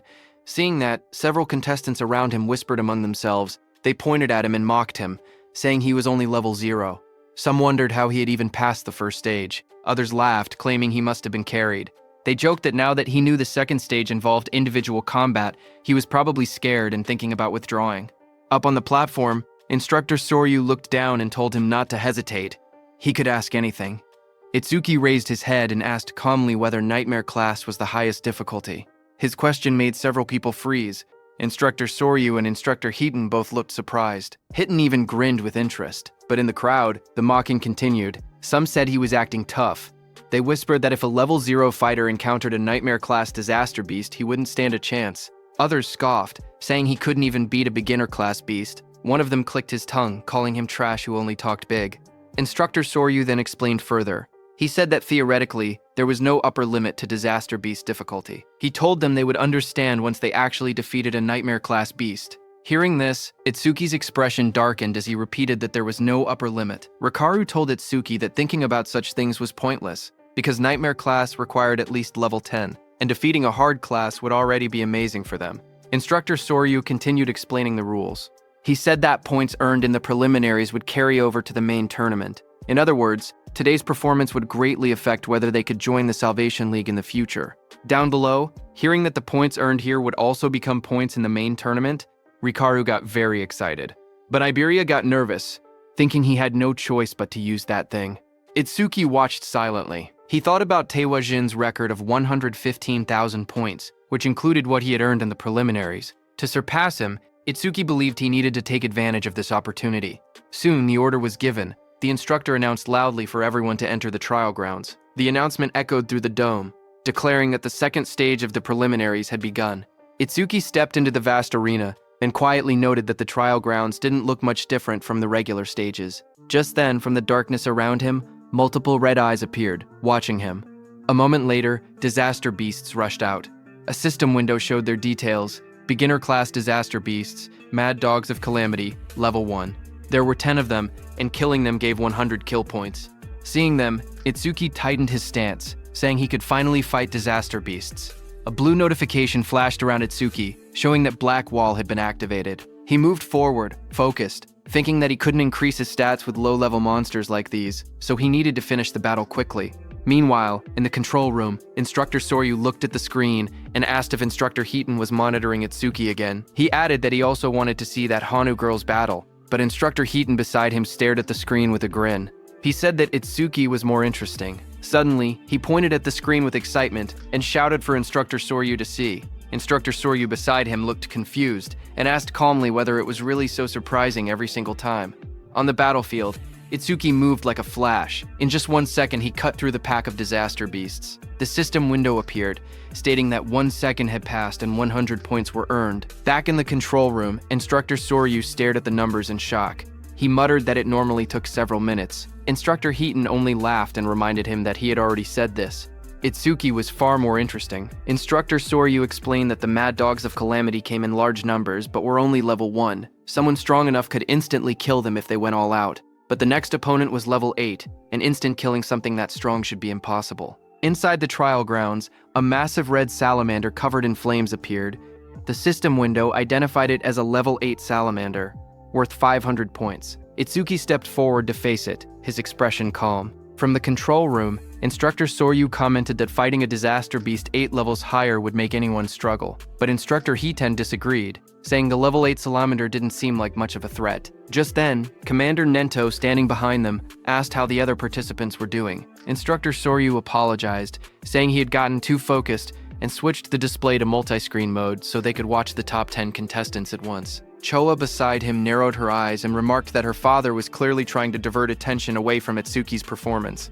Instructor Soryu checked his screen and spoke calmly, saying that most participants were still fighting beginner-class beasts. On the screen, Saya unleashed swirling water as she attacked a beast, while Gaku slammed his giant hammer down with force. Instructor Soryu continued watching and noted that only Hanu Kana was managing to keep up with Itsuki. Kana stood in the trial grounds surrounded by disaster beasts, her staff glowing brightly as she fought them back. While they were watching the others, suddenly Choa, watching Itsuki, grew worried. Shock filled her face as she exclaimed that something bad was happening to Itsuki. On the battlefield, Itsuki was swallowed by a massive explosion of flames from the salamander. The fire roared around him as the monster unleashed its attack. Watching from the monitoring room, Instructor Soryu panicked. He wondered if Itsuki had used too much stamina on the earlier enemies and failed to dodge. He shouted that taking those flames head-on would end badly and ordered the medical team to be called. But Instructor Hiten beside him stopped him with one arm. He told Instructor Soryu to wait and watch a little longer. With the speed Itsuki had shown earlier, he believed dodging this level of attack should be easy for him. On the battlefield, as the flames disappeared, Itsuki emerged covered in dark, ice-like armor wrapped around his entire body. A system window appeared beside him, announcing that Black Wall was activated. In the next moment, he rushed forward. Blue flames flared around him as he swung his arm, creating 2 bright arcs of power that sliced past the massive monster. The creature's huge body trembled, a clean cut appearing across its scales. Its giant body split apart. In front of it, Itsuki stood calmly, smoke drifting from his shoulders. A system window appeared in front of him, displaying that the time used was 5 seconds, and he earned 500 points. Watching from the control room, Instructor Soryu stared at the screen in shock. He shouted in disbelief, wondering how Itsuki remained completely unharmed and whether the ice armor covered his entire body. Instructor Hiten beside him narrowed his eyes, questioning why Itsuki had chosen to take the monster's attack instead of instantly killing it. Just then, another system notification appeared beside Itsuki, showing that he had blocked a C-rank fire element skill with Black Wall. His defense increased by 10%. Itsuki looked at the message and thought to himself that he needed to take every chance available to increase his stats. Just then, a blue screen appeared beside Itsuki, showing his updated stats. It stated that his defense had now risen to 484.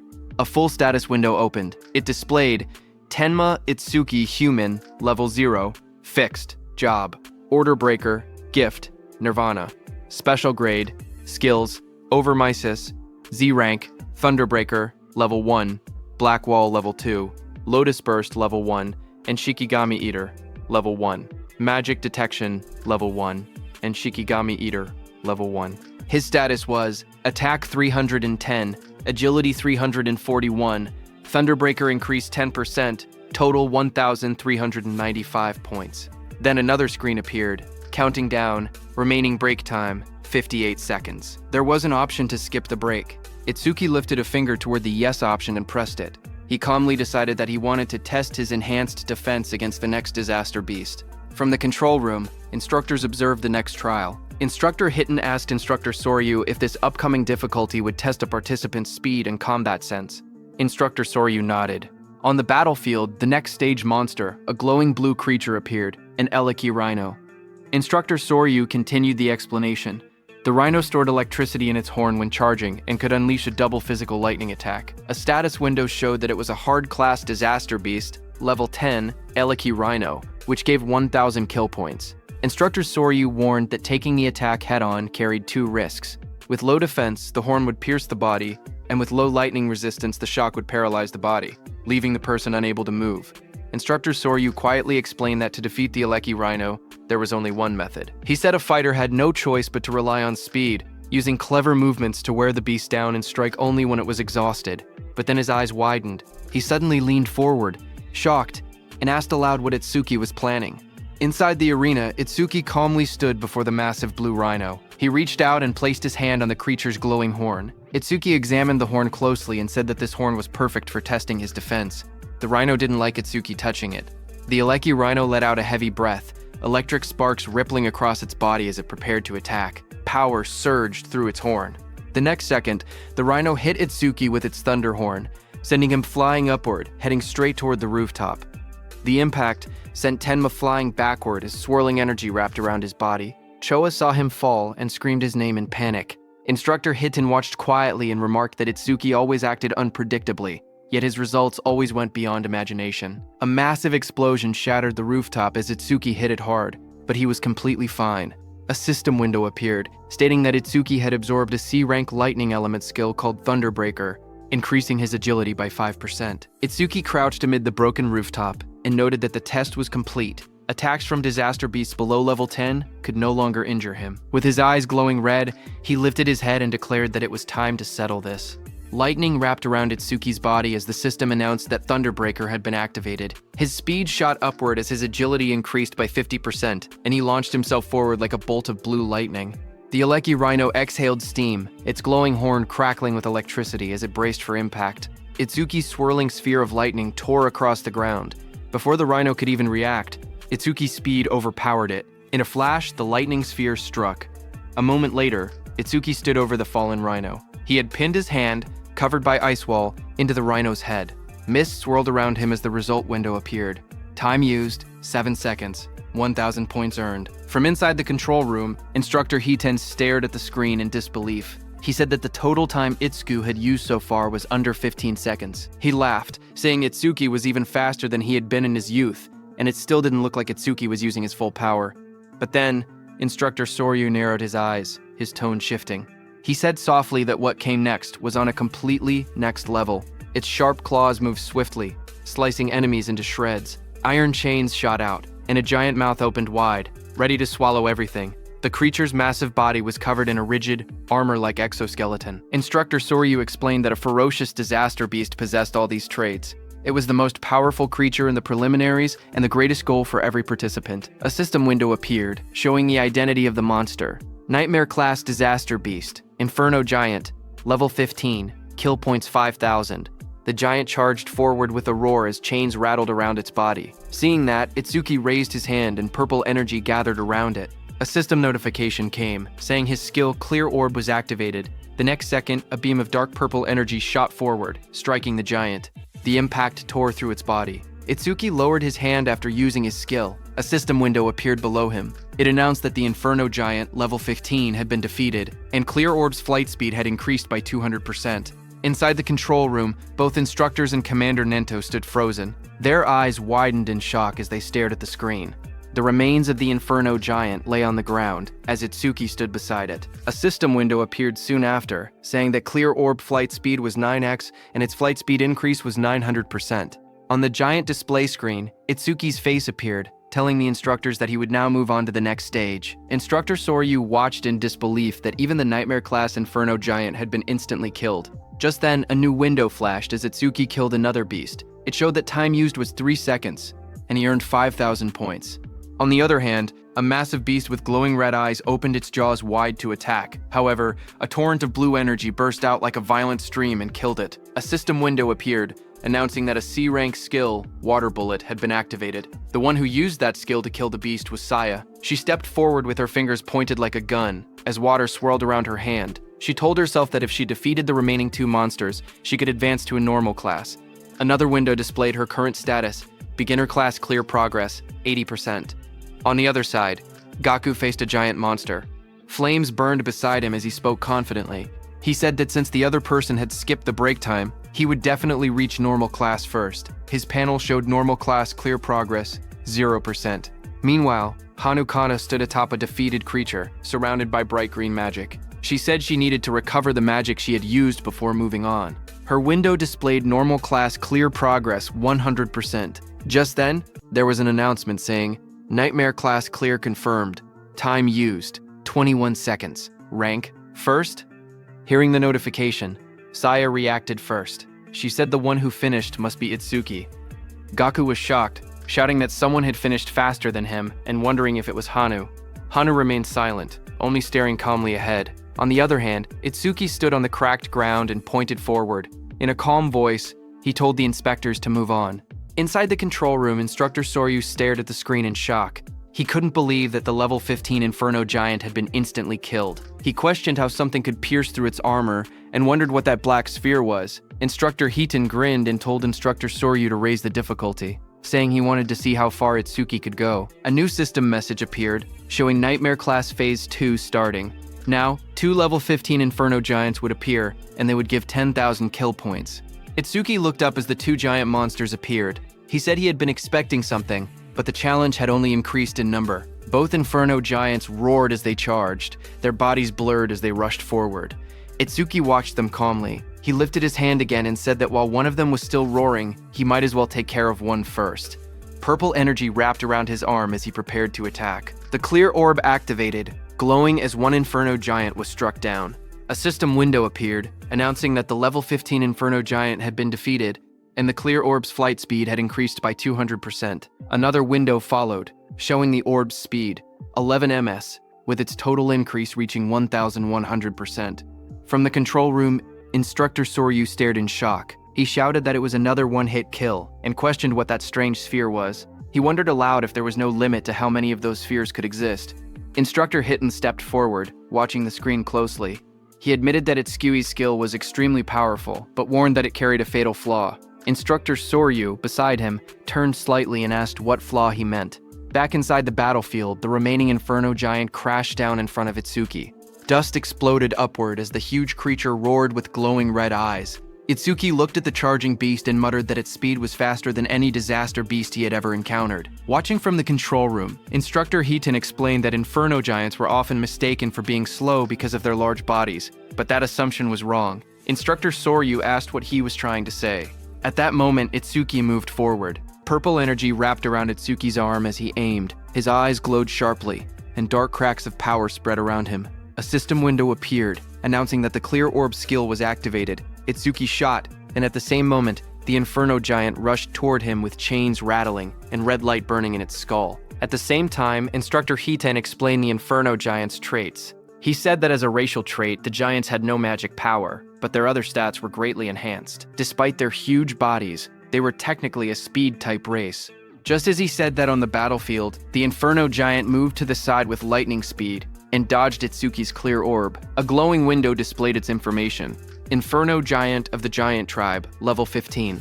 Unable to use magic, but all other stats raised by 25%. Its attack, agility, and defense numbers flashed on the screen. Itsuki stared in shock. He couldn't believe that such a big monster moved that fast and dodged his attack. Back in the control room, Instructor Hitten analyzed the situation. He said Itsuki's black ball caused massive damage but wasn't actually very fast. Itsuki had taken advantage of the giant's habit of roaring before fighting to catch the first ones off guard. He added that Itsuki clearly had good combat sense, but if he couldn't increase the black ball's flight speed, he wouldn't be able to advance any further. As he said that, the Inferno Beast charged at Itsuki with overwhelming force to punch. The Inferno Giant hit with so much power that Itsuki's body shot forward like a cannonball, tearing across the battlefield and smashing into the ground with explosive impact. Dust and shock waves rippled outward as the ground cracked under the force. Through the cloud of debris, Itsuki pulled himself up from the crater. He calmly noted that from mid-range, this Inferno Beast's attack could still be dodged. In the control room, Instructor Soryu commented that even knowing the attack wouldn't land, Itsuki still used it, meaning he probably had no other moves left. But Instructor Hiten didn't believe it. He wondered if that were the case, then why was Itsuki smiling? Lightning flickered around Itsuki's face as he grinned, blood running down his cheek. He admitted that the monster's speed wasn't bad at all. Then he said he would simply close the distance and finish the fight. Saying that, Itsuki moved. A blue notification appeared in the air, stating that Thunderbreaker had activated. Lightning burst across the ground as the shockwave exploded. He shot upward like a streak of blue light, electricity trailing behind him. The giant monster looked up as he rose through the air. The monster swung its massive fist wrapped in spinning force, aiming straight toward him. Its punch landed hard, crashing into the ground as the impact spread in wide circular shockwaves. From the control room, Choa covered her mouth in shock, her eyes trembling as she watched. Instructor Soryu stared at the screen, panic rising in his voice. He said this attack was nothing like the Aleki Rhinos. If Itsuki took a direct hit, even he wouldn't survive unharmed. He ordered the rescue team to be called immediately, but Commander Nento told Instructor Soryu to wait. Instructor Soryu was shocked to hear that. Instructor Heaton watched the battlefield and spoke calmly. He said the monster's strike had tremendous power, but power meant nothing if the attack didn't land. Down below, the monster raised its massive metal fist, but there was no blood. The monster looked at the crater, its red eyes glowing and its chains rattling. It looked around for Itsuki in confusion. Then a voice called out from behind, telling the monster, "I'm here." The monster turned, its jaw opening wide in surprise. Its glowing eyes widened even more when it realized Itsuki had slipped behind it without being noticed. Before the Inferno monster could react, Itsuki's powerful clear orb tore through its neck, purple energy spraying out violently. High above, Itsuki hovered in the air, lightning and violet aura swirling around him. His expression was fierce and focused as he looked at the monster. The Inferno Giant collapsed, its huge frame slamming into the ground. Chains cracked apart, and its body shook violently before falling still. System messages appeared around him, showing Inferno Giant, level 15 defeated. Clear orb flight speed increased by 200%. Itsuki landed lightly amid the dust and smoke, red eyes glowing as he surveyed the fallen foe. More notifications followed saying clear orb flight speed, 13 milliseconds, flight speed increased by 1300%. Then another message appeared beside Itsuki, showing time used, 12 seconds. 10,000 points earned. Watching from the control room, Choa smiled brightly and shouted that Itsuki had done it. Instructor Soryu, watching from the side, commented that it was rare to see Choa so fired up. Hearing that, Choa started blushing. She stammered that she was only praying for everyone's safety. She explained that if young people who carried humanity's future died, it would be a huge loss. Their families would be sad. So she simply wanted everyone to survive. She insisted that she didn't think Itsuki defeating the Inferno Giant was cool at all. Even if it wasn't Itsuki, she would have reacted the same way, so they shouldn't get weird ideas. Instructor Soryu and Commander Nento stared at her silently, surprised. Instructor Soryu muttered that Choa had become quite talkative since the last time he saw her. Instructor Soryu then turned to Instructor Heaton and asked how he knew Itsuki would dodge the attack. Instructor Heaton replied that Itsuki's normal speed wasn't much different from the Inferno Giant's, but when electricity ran through his body, his speed increased dramatically. And once his speed reached that level, the Inferno Giant's attacks would never land. Instructor Soryu agreed and said that Itsuki had succeeded in defeating 2 of the giants, but there had been dangerous moments. With his current points, first place was already guaranteed, so if it were him, he would stop there. But Tenma was aiming higher. He was thinking about surpassing Taewajin, humanity's strongest. Itsuki raised his hand and got ready, shouting that he couldn't stop even for a second. A system window appeared, showing that Nightmare Class Phase 3 had started, with 3 level 15 Inferno Giants and 15,000 reward kill points. 3 Inferno Giants appeared in front of him as chains rattled around their bodies. Tenma activated his clear orb. A bright purple blast shot upward toward the first giant's head, killing it instantly. Back in the control room, Instructor Heighten smirked proudly. He said that, as expected, Itsuki chose to continue. But suddenly, Instructor Soryu turned to Instructor Heaton and asked if he hadn't also gone all the way to Phase 4 in a single attempt. Instructor Heaton replied that he had only gone there once. Hearing that, Instructor Soryu said that even with Instructor Heaton's strongest physique, he had only made it to Phase 3. They both turned to the monitor again, wondering how far Itsuki would go. On the battlefield, another giant lunged at Itsuki, but Itsuki darted forward, lightning exploding from his feet. The monster tried to catch Itsuki in its hand, but Itsuki disappeared from there and appeared behind the monster's back. Itsuki's plan was to increase his agility using Thunderbreaker, get behind the monster, and close the distance. He succeeded and shot his clear orb again. The system window flashed as Itsuki finished his second kill. One more level 15 Inferno Giant was defeated, and his clear orb flight speed increased by 200%. A second notification came, showing that clear orb flight speed was now 17 IMS. Flight speed increase, 1,700%.